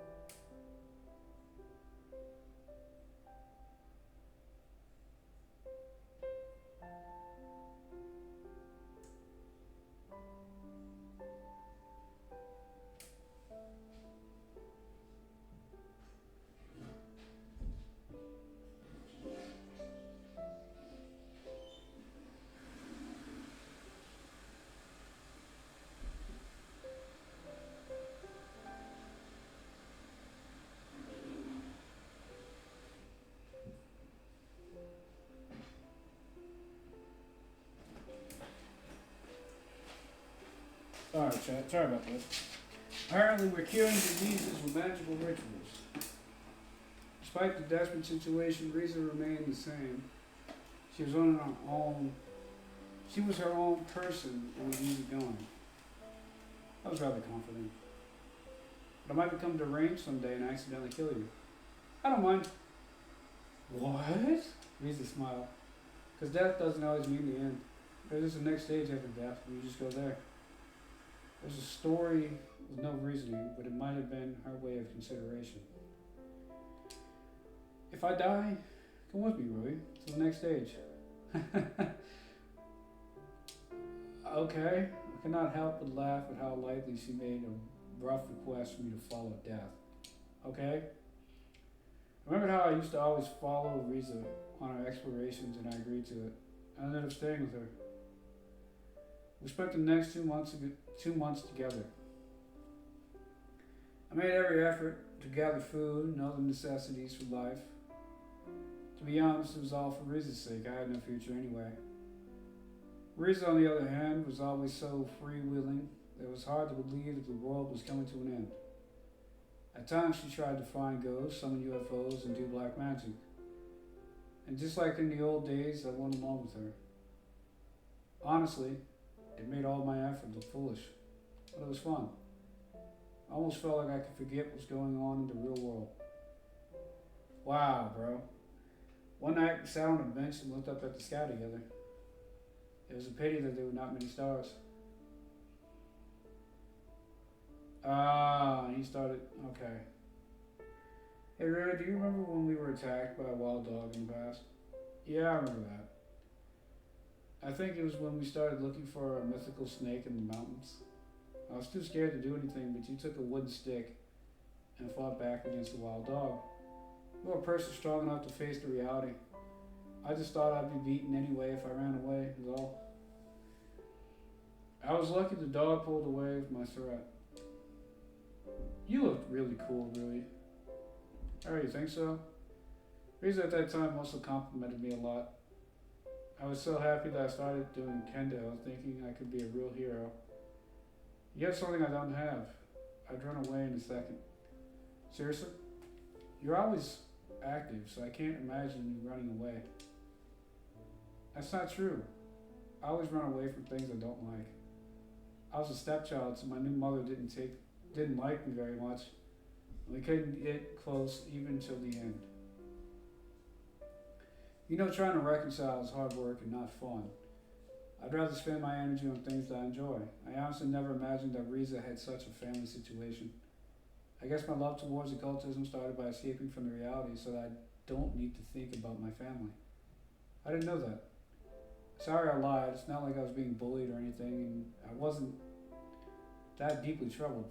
Really? It's true. There's other reasons why I like occultism. What's that? This is my grandfather. He was a true fan of the occult, so I was influenced by him. Oh, I see. I was not sure if I could trust Reese's words, but I decided to accept it that way. We've done a lot of research together, and we never got to experience anything unscientific. I don't care about the truthfulness anyway. Rather, I won't be able to enjoy it anymore if I find out the truth.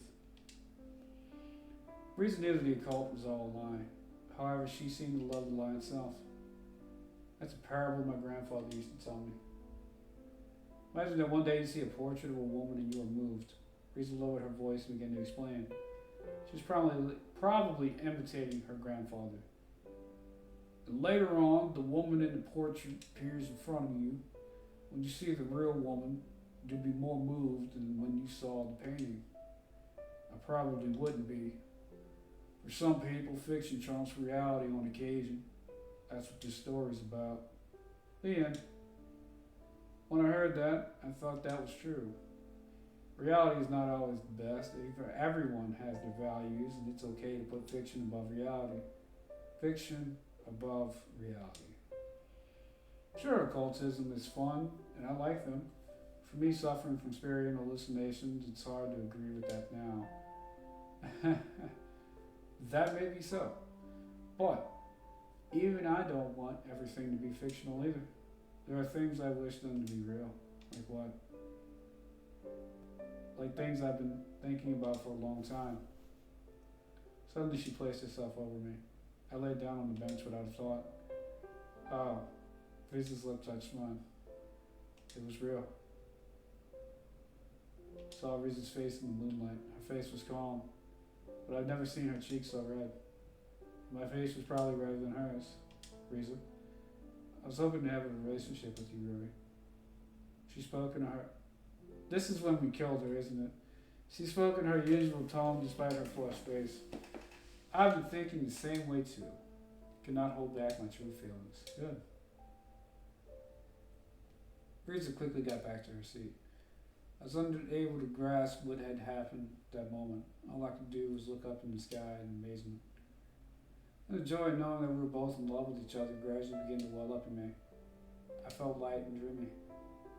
It was as if I could even fly to the moon.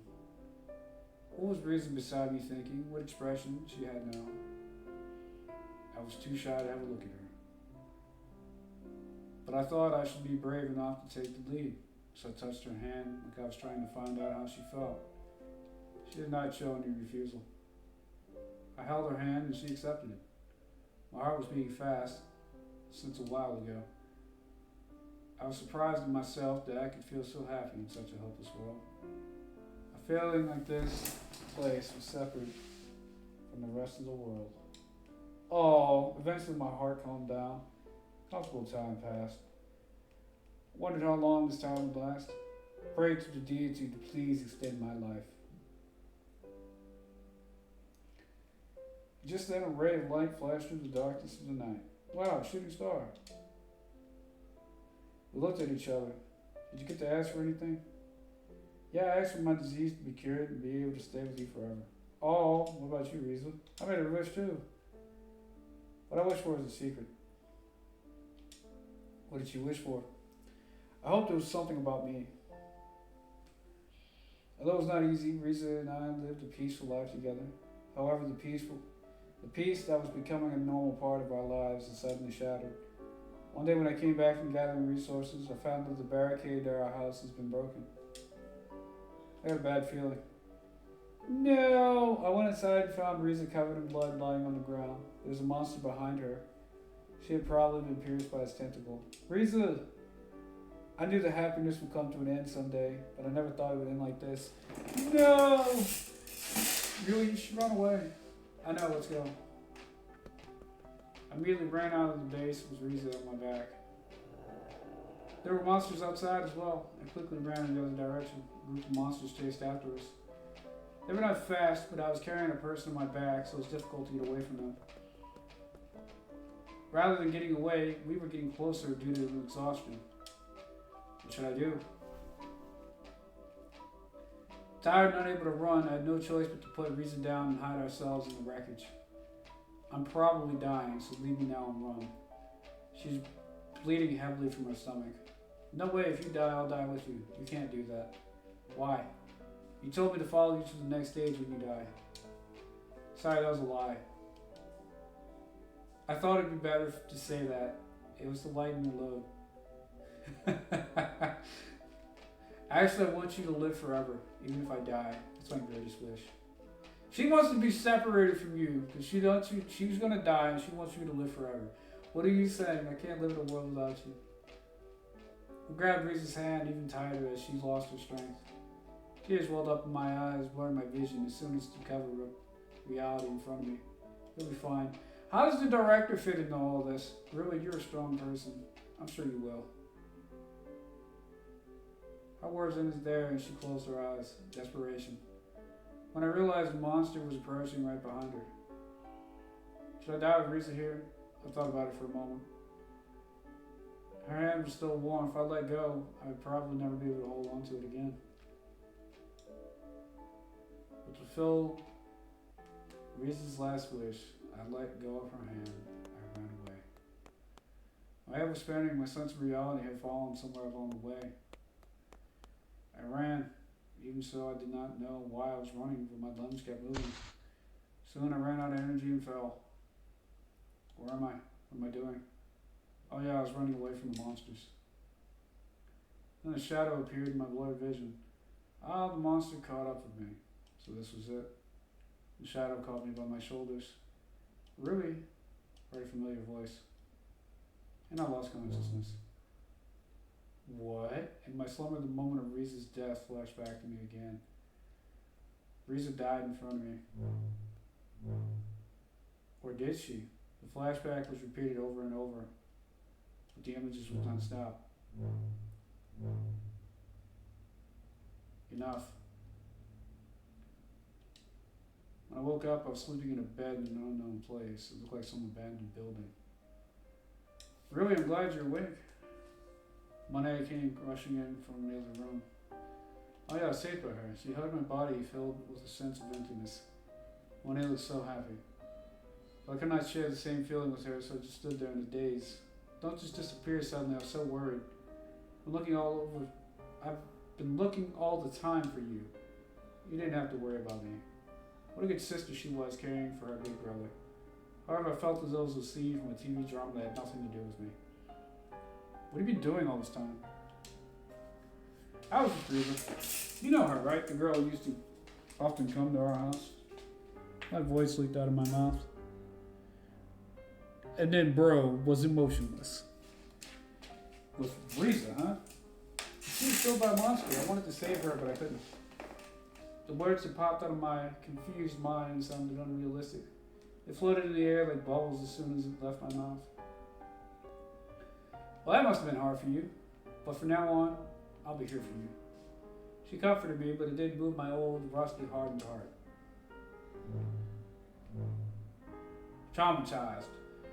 When I closed my eyes, the moment of Riza's death flashed back again, and the flashbacks kept on repeating. Stop showing me the reality, it makes me crazy. Monet then took care of Monet then took care of me devotedly for a long time. But I just could not crawl out of the sea of emptiness that had filled me. It was impossible to live in such a world. Sorry, Riza. I could not keep my promise. You did not. I found myself on the edge of the rooftop. I looked down. Normally the view would make me dizzy, but now it looked like the only light that could get me out of this abyss.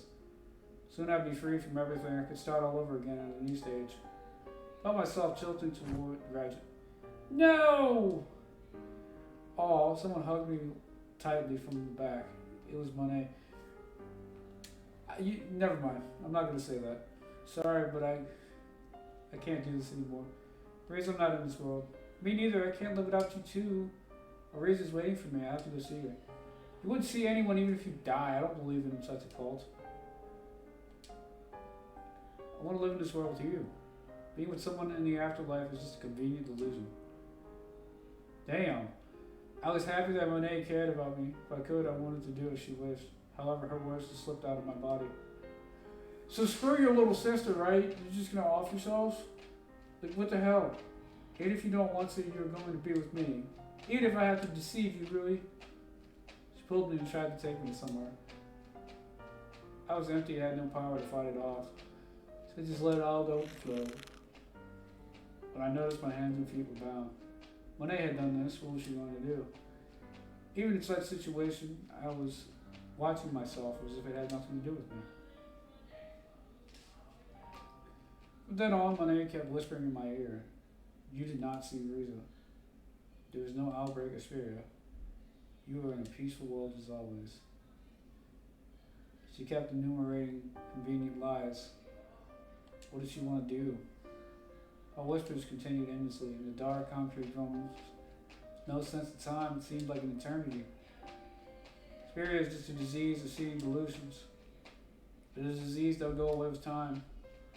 Now we're going to the hospital to cure it. The hospital is a beautiful place with lots of nature around.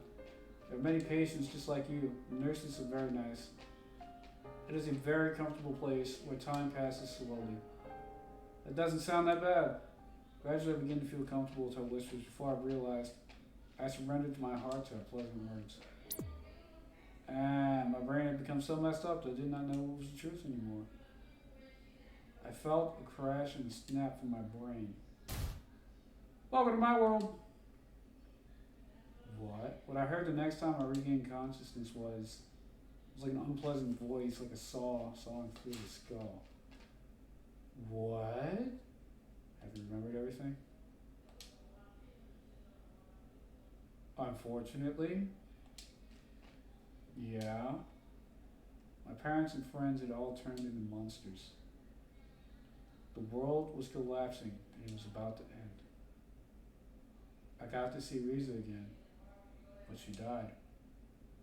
And I had false memories because of Monet. It was all too much. There's no way I can easily accept all this. I almost vomited on the spot as my body was filled with unbelievable realities all at once.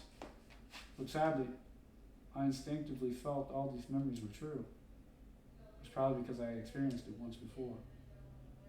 As remembering everything, the first thing I thought about was the fact that Riza was in front of me was a delusional being.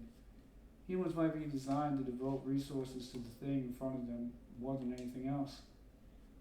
Or perhaps we were only able to keep up with what was in front of us. Right now, I was more concerned about an imaginary girl than the end of the world. Damn, that's some heavy stuff. So you were really a delusion I created. Yeah. I am half you and half Riza. I was created from your memories of the real Riza. What do you want me to do? I want you to erase me. I want you to find the reality, face the reality, and find a way to save yourself. Because that's what the real Riza wanted. But the choice is yours. I will not force my original's ego on you. You can choose to live in the reality or your fantasy.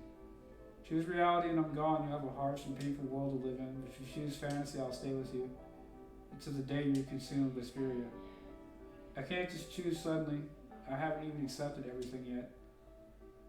I've asked you similar questions many times. Like she said, Riza had made me choose from two difficult choices several times. I realized her true intentions, wondering if all of those were just a prelude to this moment. Come on, make a choice. Live or die. Make your choice. Alright, Tom, stop making jokes. This is important. I still had not fully accepted everything. However, I felt that I had to make a proper choice now. Oh, chat. Chat, what do I do? Oh, man.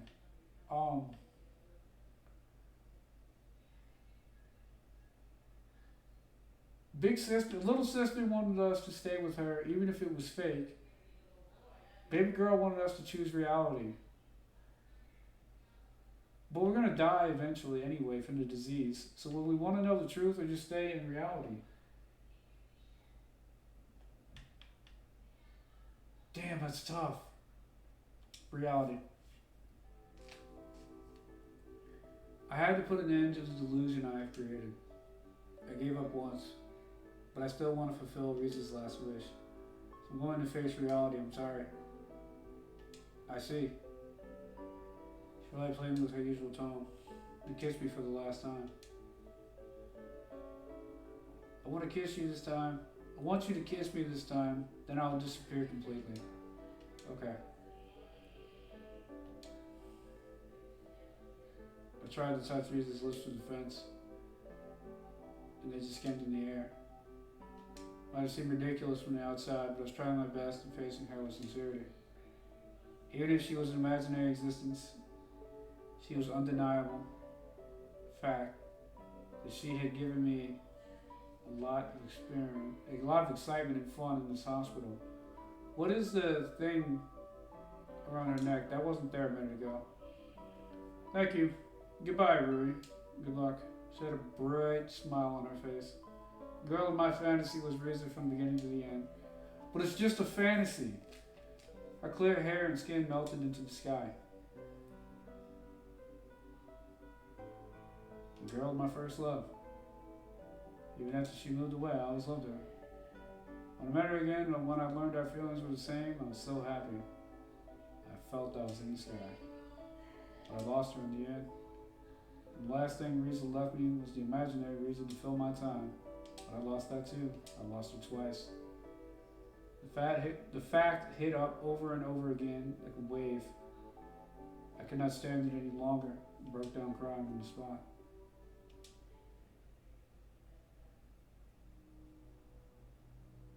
Next time I opened my eyes, the true world was waiting for me. I was in the same place as before, but the scenery was completely different.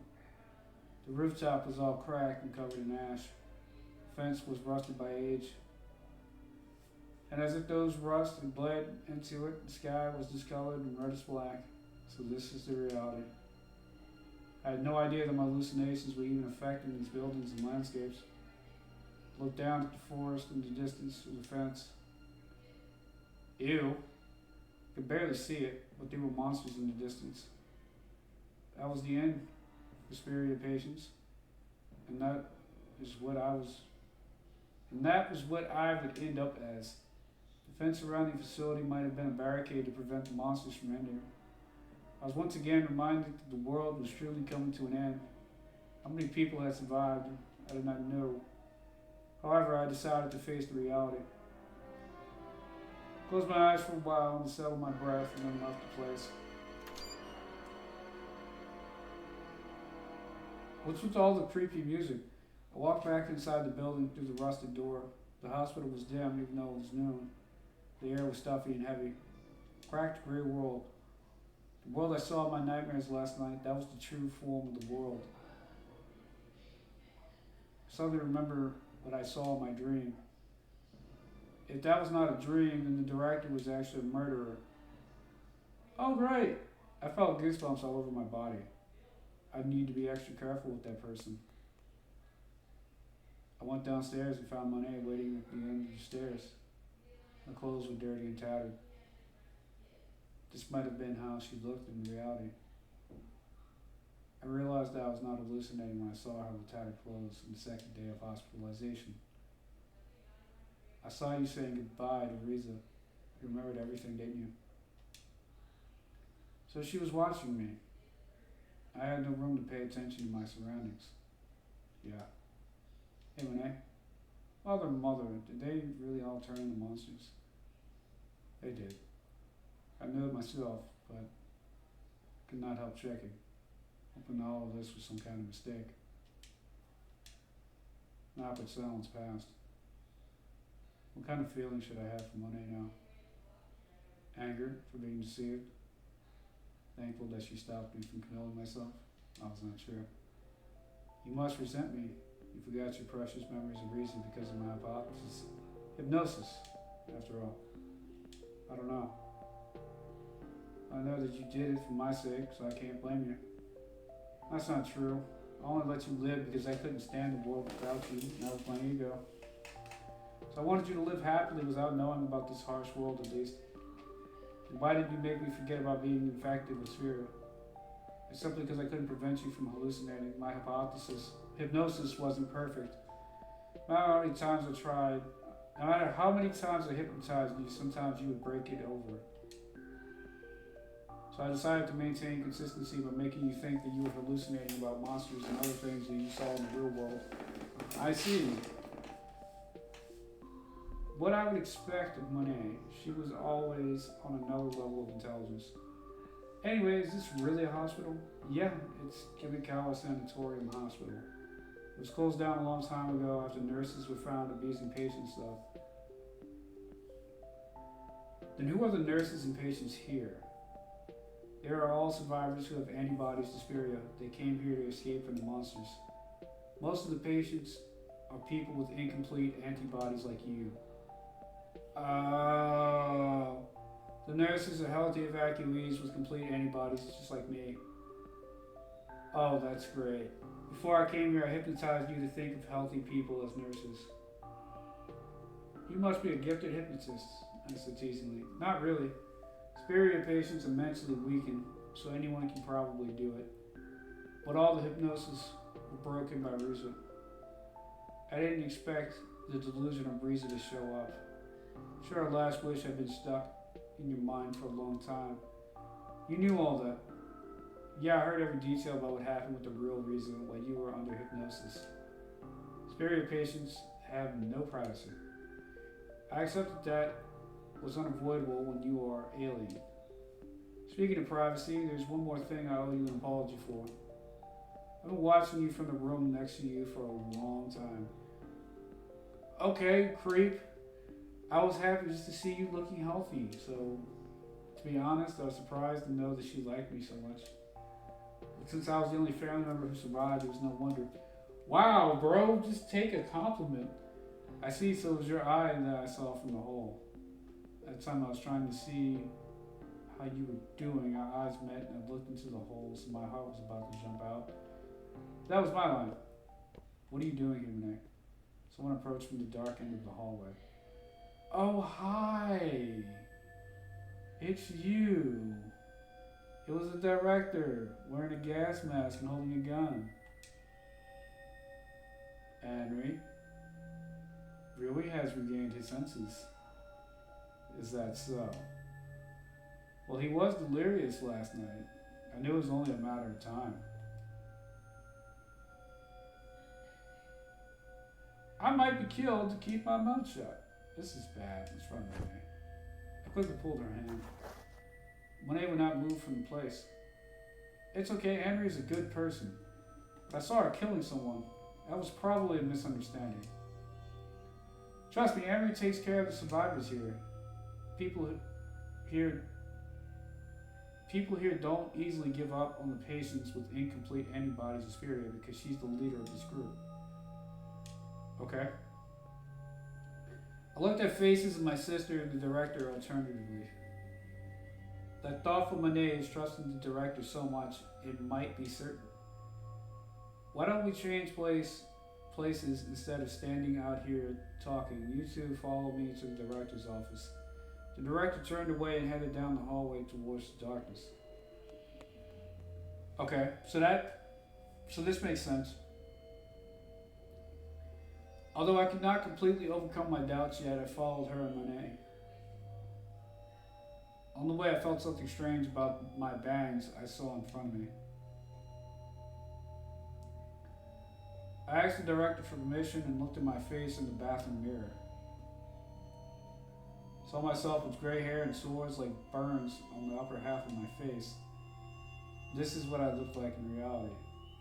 It was all supposedly the influence of Spiria. So the image I once saw in the mirror was just a hallucination breaking loose. Wow. I walked down the stairs many times and reached the destination. We arrived at a relatively clean place, unlike the hallway. It was a room where I had witnessed the director murdering a man. My whole body got tense as I recalled the moment of the murder. Now take a seat. Cautiously sat down in the chair. Can you drink coffee? Yeah. The director took water from the tank of glass pot and boiled it on the gas stove. Wouldn't that shatter the glass? You're boiling hot water in a glass pot. She then put some instant coffee and started to pour it onto the beaker. Drink up. Placed a small beaker in front of me and Monet. I don't know why I called her Monroe. Hesitantly, I took a sip. Felt my stiff body relax a little with the heat of the coffee. I killed a patient in the end stage of Spiria, the director spoke. What was the end stage of Spiria? I heard of it somewhere, but my recent memories were so hazy that I had forgotten. The patient who was in bed in front of you, for example, the middle-aged man who I strangled last night. Came to think of it, the man wasn't there when I woke up today.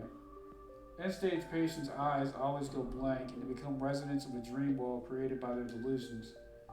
Naturally, they cannot communicate and will never return to the real world. The real world. So we were going to get murdered if we stayed in a delusion? That's crazy. That old man's eyes were always out of focus and he just mumbled. Would have saved him. If I could. If I left them for long, they could turn into monsters and harm others. Therefore, I killed those whom I judged to reach the limit with my own hands out of necessity. Wow. I looked at Monet. Is that true? She nodded.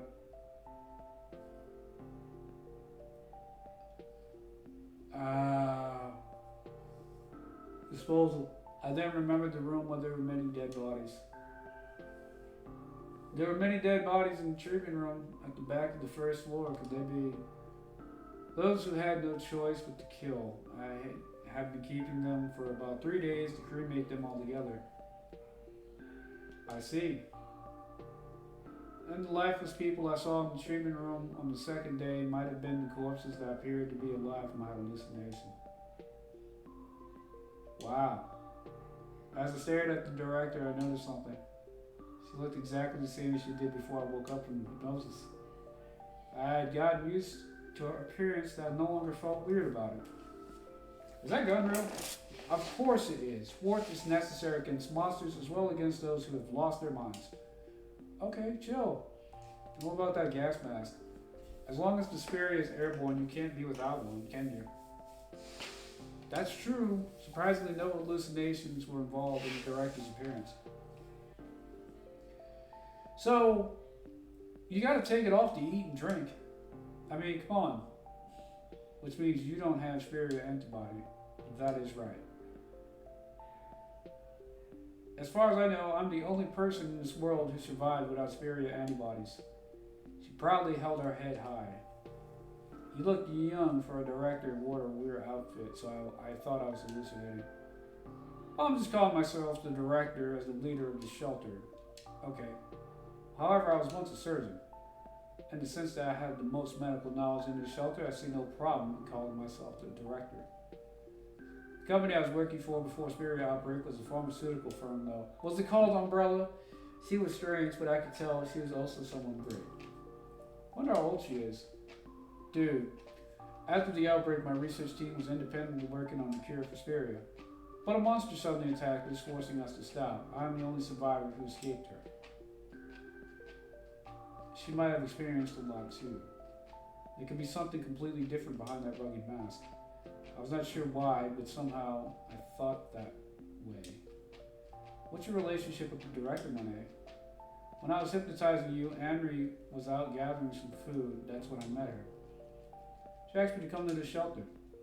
So after I finished hypnotizing you, I got on the bus she arranged and came here with you. I see. Missing pieces were placed into place. And I felt like I had a grasp of the situation. I had been mistaken the shelter for a hospital through Monet's hypnosis and ended up here. But even if I stayed here, I'd eventually turn into a monster. No, Henry would probably get rid of me before that. I decided to move on. I did not want to give up on life at any cost. You said earlier that you were working on a cure for Syria. Is that something that can no longer be completed? I've been working on the medicine since I came to this abandoned hospital too. It's already one step away from completion. Well, good. Really? Yeah. I've already identified the protein that acts on the virus. From here we need to grow the cells and extract the target component. However, we're still missing some of the chemicals and equipment. And even if we do, we have not tested it, so we cannot be sure if it'll work. Where can we get the necessary chemicals and equipment? We find them back at the research center of the pharmaceutical firm I used to work at. But it would take half a day to get there even with a bus. The research center is at the heart of the city. It would be full of monsters and dangerous. Oh, great! Then let me go get it. Are you serious? Didn't you hear how dangerous it is? I don't believe a spirited patient alone could do such a thing. Promised reason that I would face the reality and find a way to survive. Since the path was right in front of me, there was no choice but to go forward. I was lucky that the pathway existed so close at hand. I have some experience in martial arts. And even if I stay here, I'm going to die anyway, and I want to bet on the side that has even the slightest chance. I had to go there sooner or later to help the spirited patients either way, the director whispered to herself. Then I'll accompany you. You will? Yes, I could just write down what I need and ask for them, but I think it would be better for me to go with you. I'll go too then. I can't put you alone in danger. But your little sister should stay here. No, you stay here, yeah. You're not cured of spirit yet, remember? You can go delirious with delusions at any moment. I have to take care of you when that happens. She had a point. Monique probably knew the most about my spirit symptoms. It might be safer for me to take her with me. What should I do? Take Monet to collect the items. But it's little sister.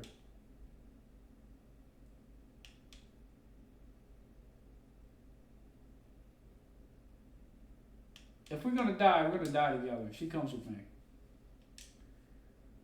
But don't do anything dangerous. As soon as you see any danger, run away. Okay. So leave in the morning of the day after tomorrow. The sooner we finish the medicine, the more lives we can save. Make preparations before then. Got it. After that, the three of us made a plan and departed. Returned to my hospital room. The room had changed into a gray, inorganic box with peeling wallpaper and paint. It did not give me any comfort, but rather increased my uneasiness. As usual, a boy and a woman were sleeping in the room. Would not do anything, these two could mutate into monsters one day. Complete the medicine at any cost to help other spirit patients just like me. That was what I strongly hoped for. Wow. That night I was eating my meal, imagining the battle with the monsters. By the way, all the invalid diet I was eating were preserved food such as dry bread. It's a little bit tasteless, but way better than the grotesque guts I saw in my hallucination. I then fell asleep, feeling nervous and anxious. Warning, 2 days later. Determination. Made a determination to face the battle. We might do a second playthrough, depending on how long this takes, and go with the alternative choices. The sun began to arise, and the dark blue sky gradually turned to orange. In the morning sun, I wore a kendo uniform and swung my sword over and over again. It was my kendo uniform Monet had kept, and the sword was something I borrowed from Adler's weapon collection. The sword was almost twice as heavy as the bamboo sword I normally use, so I wanted to get used to handling it as much as possible. You're going to be gobbled up by a monster no matter how hard you try to stop it. Killing it with a curse was a failure, apparently, and his presence proved I still had spirit. So the only way to completely cure spirit is to make a medicine. I want to stop the useless struggle. I don't want you to die either. After all, if you die, I'll disappear too. With the single swing, I got rid of Gilney. I was interrupting my practice.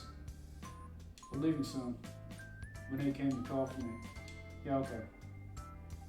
Took a deep breath, suppressed my racing heartbeat, and walked with her to the bus. I knew you'd look good in your kendo uniform. You think so? You know, I'm glad you came out of your delusional world in the end.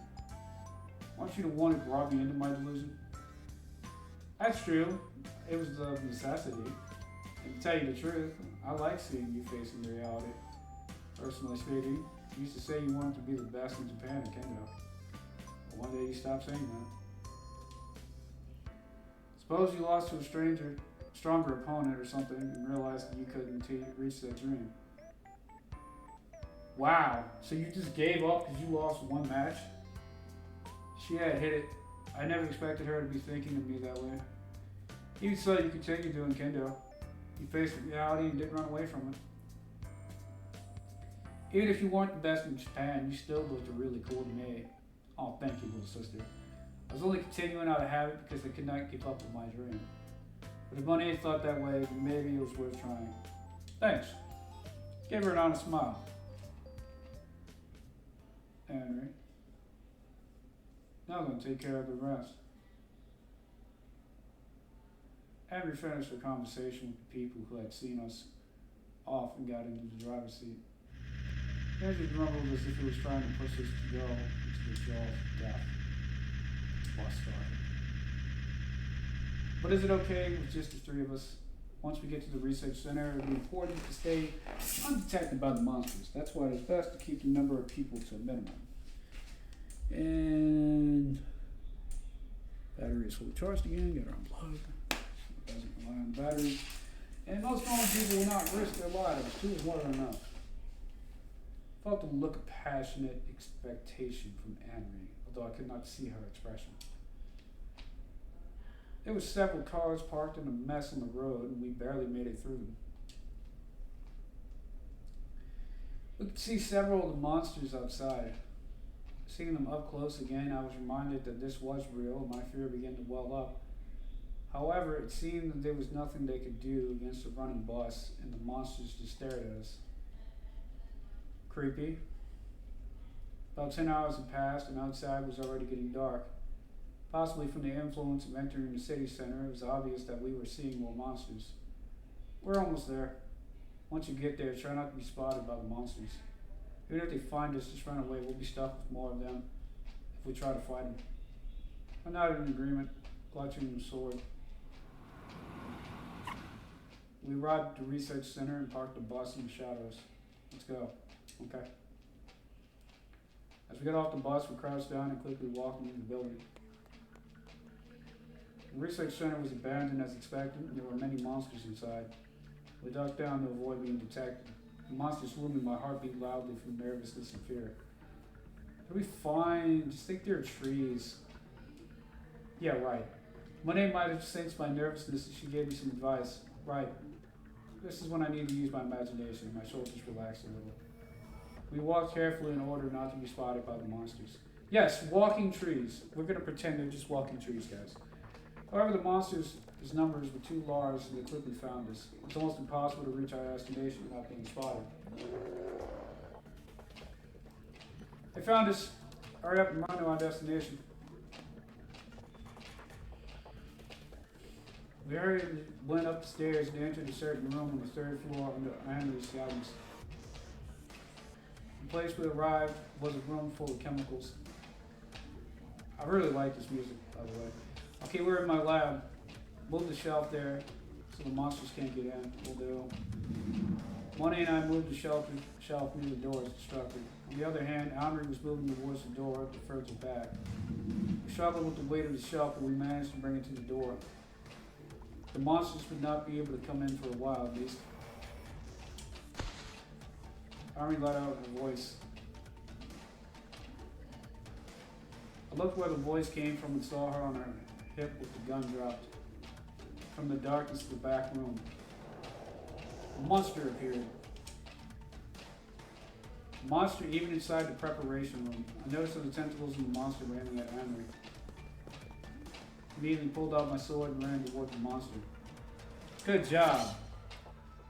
Used my sword to cleave away the tentacles that were being launched at her. Then I kicked the floor hard. Stepped towards the monster and thrust it with all my might. The thrust was a dangerous technique in kendo that was prohibited for middle school students and younger. Moreover, the weapon was an actual sword. Its thrust would have a tremendous power. The sword pierced under the monster's chin and reached its brain. The monster collapsed to the ground under its weight. It immediately stopped moving. Just as I had heard beforehand, the monster's weakness is in its brain and heart, just like humans. That was impressive. I've been practicing kendo since I was little. Now there were no more threats in our way, we decided to proceed with our mission. We carefully packed the equipment and chemicals that Henry handed me. Okay, that's all. All we had to do now was get out and play somehow. And just then the door made a loud noise. Monsters were trying to open the door. This is not good. It's only a matter of time before the door is torn open. What should we do? We'll use this to climb out the window. Henry took out a rope ladder from my backpack. I had it ready in case something like this happened. Look out the window and saw our bus parked nearby. Everything had been carefully planned, it seemed. If so, I wish you had told me in advance. Then the shelf collapsed and the door was broken through by the monsters. Alright, go ahead. Henry said as she fired a rifle at the intruding monsters. We followed their instructions to set up a ladder from the window. But there were 7 more monsters below. We did not hurry, they would keep gathering at the sound of the gun. I'll go first and clear the way. Okay, be careful. I left all the luggage to Monet and went down the rope ladder first. One of the monsters was right below me. After climbing down a bit, I pulled out my sword from my waist. I thrusted it toward the monster with all my weight. Dark red blood and flesh of the monster scattered around, and was also stained with its color. Even though they were once humans, I could not afford to show any mercy. Monet, I'll hold them off, so calm down quickly. Okay? While she was coming down, I jumped and struck one of the monsters in the face. However, I got surrounded by several monsters. Monet was carrying a backpack full of chemicals and other items, climbing down the ladder to the bottom. Then Henry came out, put her foot on the ladder. We could hang on just a little longer, we might be able to escape. Just as I was thinking that, my right wrist holding the sword was entangled with the tentacle of the monster. Shoot. But then I looked at the tip of the tentacles wrapped around my wrist. The monster I just struck in the face was getting up slowly. It seemed I did not manage to kill it. The tentacle wrapped on my wrist tightened and I dropped my sword. Turned around to see another monster approaching from further back. The tentacle was coming towards me from the monster in the back. Watch out, really? Monet stood in front to protect me. No! In the blink of an eye, she was pierced in the shoulder by the tentacle. No! She put her life on the line to protect me. Her body was caught in the tentacles. She was about to be eaten by them. When I looked at the monster in my front, it was about to bite my arm. We were in a real bind. I had to save the name, but I was in trouble too. What should I do? For a moment, the world turned gray and stopped. My arm was about to be eaten.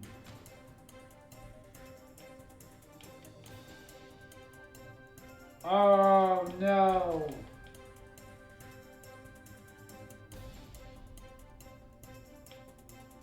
Give up your arm, bro. It's not fatal.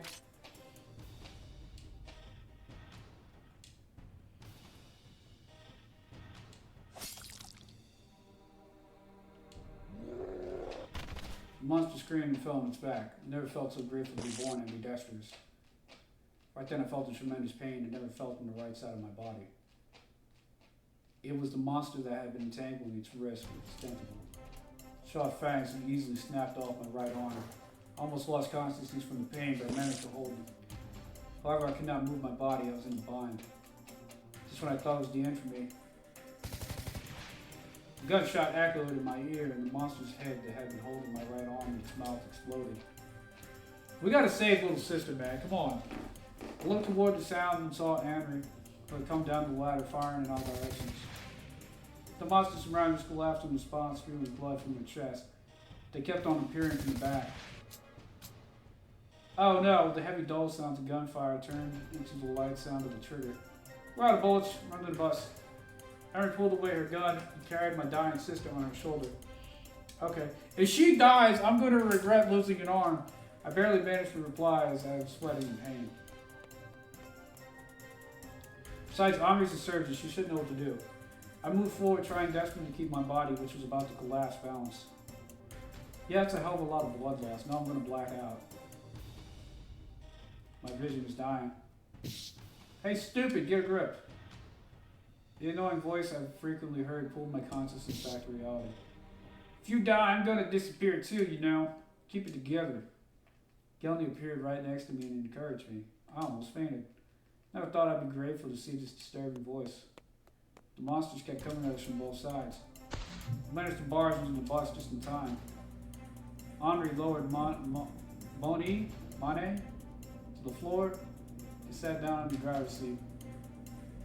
We're leaving for now. The treatment will be postponed. Okay? The bus departed. My right arm was bleeding badly and felt like I was about to lose consciousness from the pain. The surroundings were in a terrible state, all covered in blood. I tied the right arm tightly with the string, using my left hand and mouth, and dealt to prevent bleeding as much as possible. When I looked at Monet, she was already unconscious, which she survived. She fucking better. After running for a while, the bus stopped at a place where no monsters were around. Sorry to make you wait. Let us start the treatment. Please see Monet first, please. Understood. No, I'm missing an arm. She got stabbed. Triage. After telling her that, I let go of my consciousness. The next time I woke up, I was in my bed in an abandoned hospital. I checked on my right arm. The bandages were wrapped, and of course my arm was gone. The sight of seeing those told me that was not a dream, but at the same time it was a sign that we had succeeded in the mission. As soon as I got up, I felt a strong pain. What about Monet? Is she safe? I looked into the room next to mine. I found her there sleeping. That's a relief. I was relieved from the bottom of my heart. I thought that I had made the right decision to save Monet first. Then I looked at my lost right arm. Fighting against the reality did not mean everything went as I wished. Idealism is only a fantasy. That's true. I knew that very well. You're awake. Barely. Henri appeared from behind me. Yes, thank you for taking care of everything. I am the one who should be thanking you. Thanks to you, the medicine will be complete. We won't know if it works until we try, though. When do you think it'll be ready? A week. Should probably be enough. 2 weeks have passed since our return to the abandoned hospital. I looked in the mirror. The sores on my face were gone after the medication, and I was showing signs of steady recovery from Spiria. However, the gray hairs were not cured yet.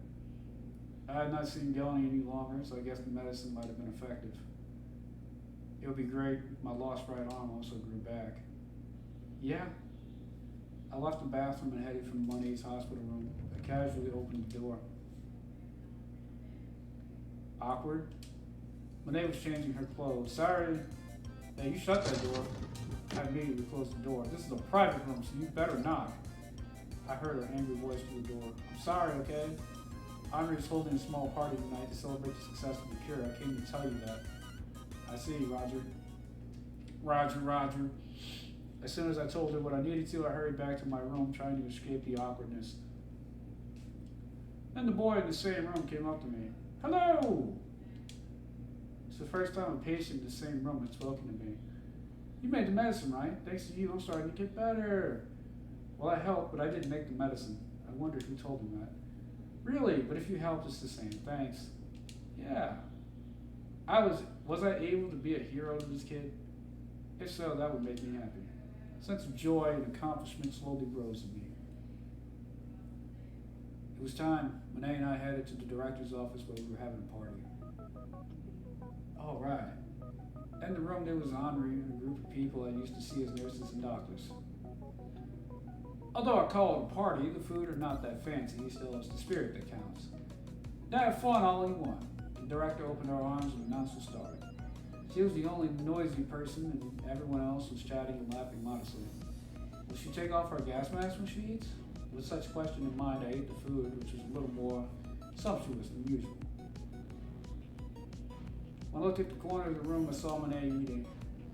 She was never good at parties where a lot of people gathered. I felt kind of sorry for her. Maybe I should stay by her side. I wanted near me and talk to her. Sorry about before. It's fine. Just make sure you erase it from your memory. Wow, that would be difficult. I'm already cured of Spiria. According to Henri, the antibody had been developed, and there was no longer any danger of getting contracted from Spiria again. Anyway, are you sure you can handle it with one arm? If you need help, don't hesitate to say so. Oh, thank you. It'll be fine for the most part. I'm ambidextrous after all. How about you? Is your wound okay? Yeah, the pain is pretty much gone now. Oh good, at least you survived. At that time, I strongly felt that something was strange.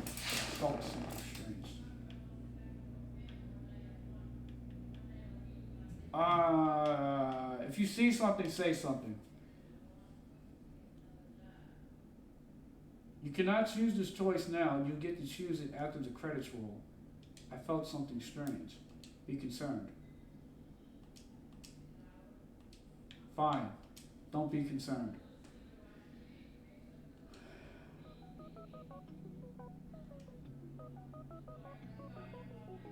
And Andrew was offering alcohol to a young man. Come on, drink more. You only get to drink at a time like this. And she suddenly looked at me. I had a bad feeling about this. You're 20 years old, right? Drink up. Well, this is Japan, but in America, you can only drink if you're 21 or older. She came towards me and forcibly made me hold a glass of wine. To be honest, I was not much of a drinker, but I did not have the guts to refuse. I drank it up in one go. It tastes bad. I'm a pretty good drinker. I mean, why is this person acting like a drunk when she hasn't had anything to drink? I don't get it. That's just some people's personality, man. Are you okay? Yeah.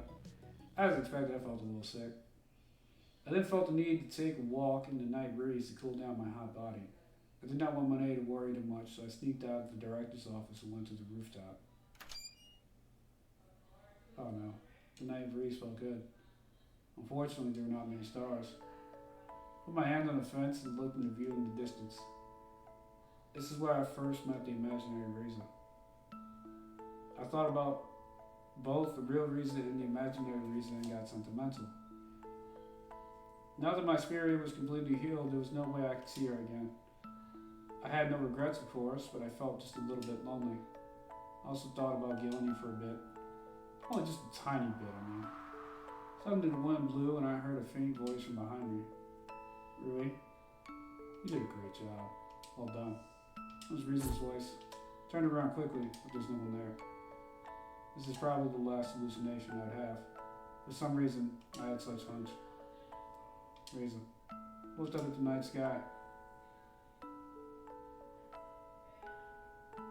Just then, I saw a single shining star brightly above me. Thank you, Reason. I wouldn't have made it this far without you. Somehow I felt that star was watching over me. The best ending! Aww. We got the best ending on the first try. 100 best end. Reached the best ending.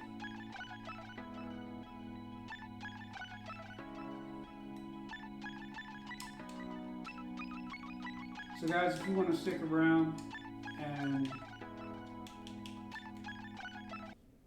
can I... What? Do you want to see the other endings? Yeah. You're a real sucker. There are things in this world you're better off not knowing. I'm not going to take any responsibility. You're okay with that? I'm not going to take any responsibility. You okay with that? Yeah. No? Then let's go back to the previous choice. Okay. I'm glad it lets you do that. Be concerned. Something was strange. What was it? I heard the sound of the world going out of its shape. Think harder. Something was definitely not right. Probably something about Monet. Frantically recalled my memory. Oh no! When I saw her changing by accident, there was no wound in her body. Her wound went through her body and she was badly injured. However, there was not a single root. That's right! Then this sitting next to me, who was it? Maybe this Monet was, maybe it was my hallucination. Maybe my real sister could not survive and died. If that was the case, then my disease was not cured. If so, how long had I been delusional? All of a sudden I was confused. Maybe I just missed the wound. I regretted about having a wild imagination. However, the truth would never be revealed unless I confirmed it. Monet was sitting next to me. I had to make sure of everything, because that was Reese's wish. I always had to pursue the truth and fight against the reality. I poked her cheek and I could feel it. What? Stop pulling a prank. She glared at me. I'm sorry. I was relieved to believe she was real. Must have misjudged about the wound, to believe such a thing. However, a mysterious memory came to me all of a sudden.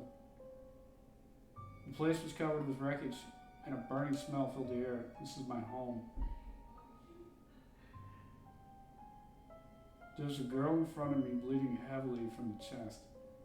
Can I tell who she was because of the black fog? Suddenly I realized I had a similar dream on the bus on the way to the hospital. Bit by bit, the fog was cleared. What? What? The girl in front of me was Monet. I'm happy to be able to protect you, but you better get away. Another monster will come. At least I want you to live. She lost her strength and her hand dropped. What is this memory? When did this happen? Was this another delusion? This is our home, so how did it happen before we came to the hospital? Then Monet must have died a long time ago. What the hell is going on? But since I could touch her, the person in front of me should be the real Monet. Wait a minute. Was that assumption correct in the first place? What could be touched is real. I was only assuming that from my experience.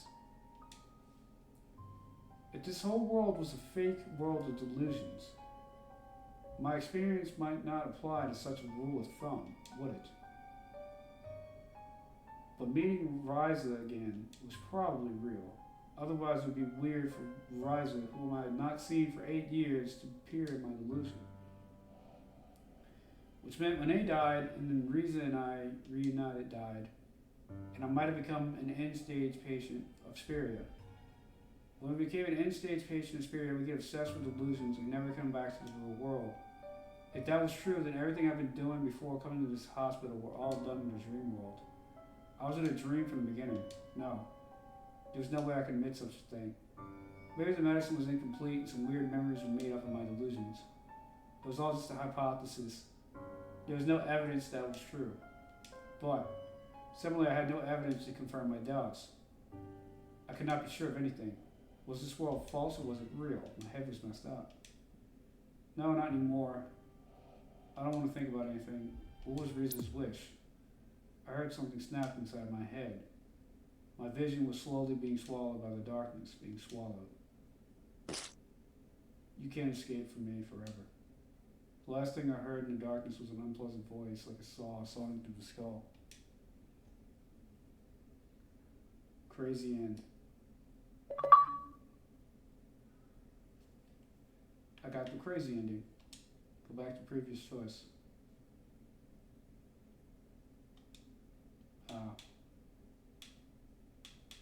Title? Yeah. Can we go back and change our options? Load.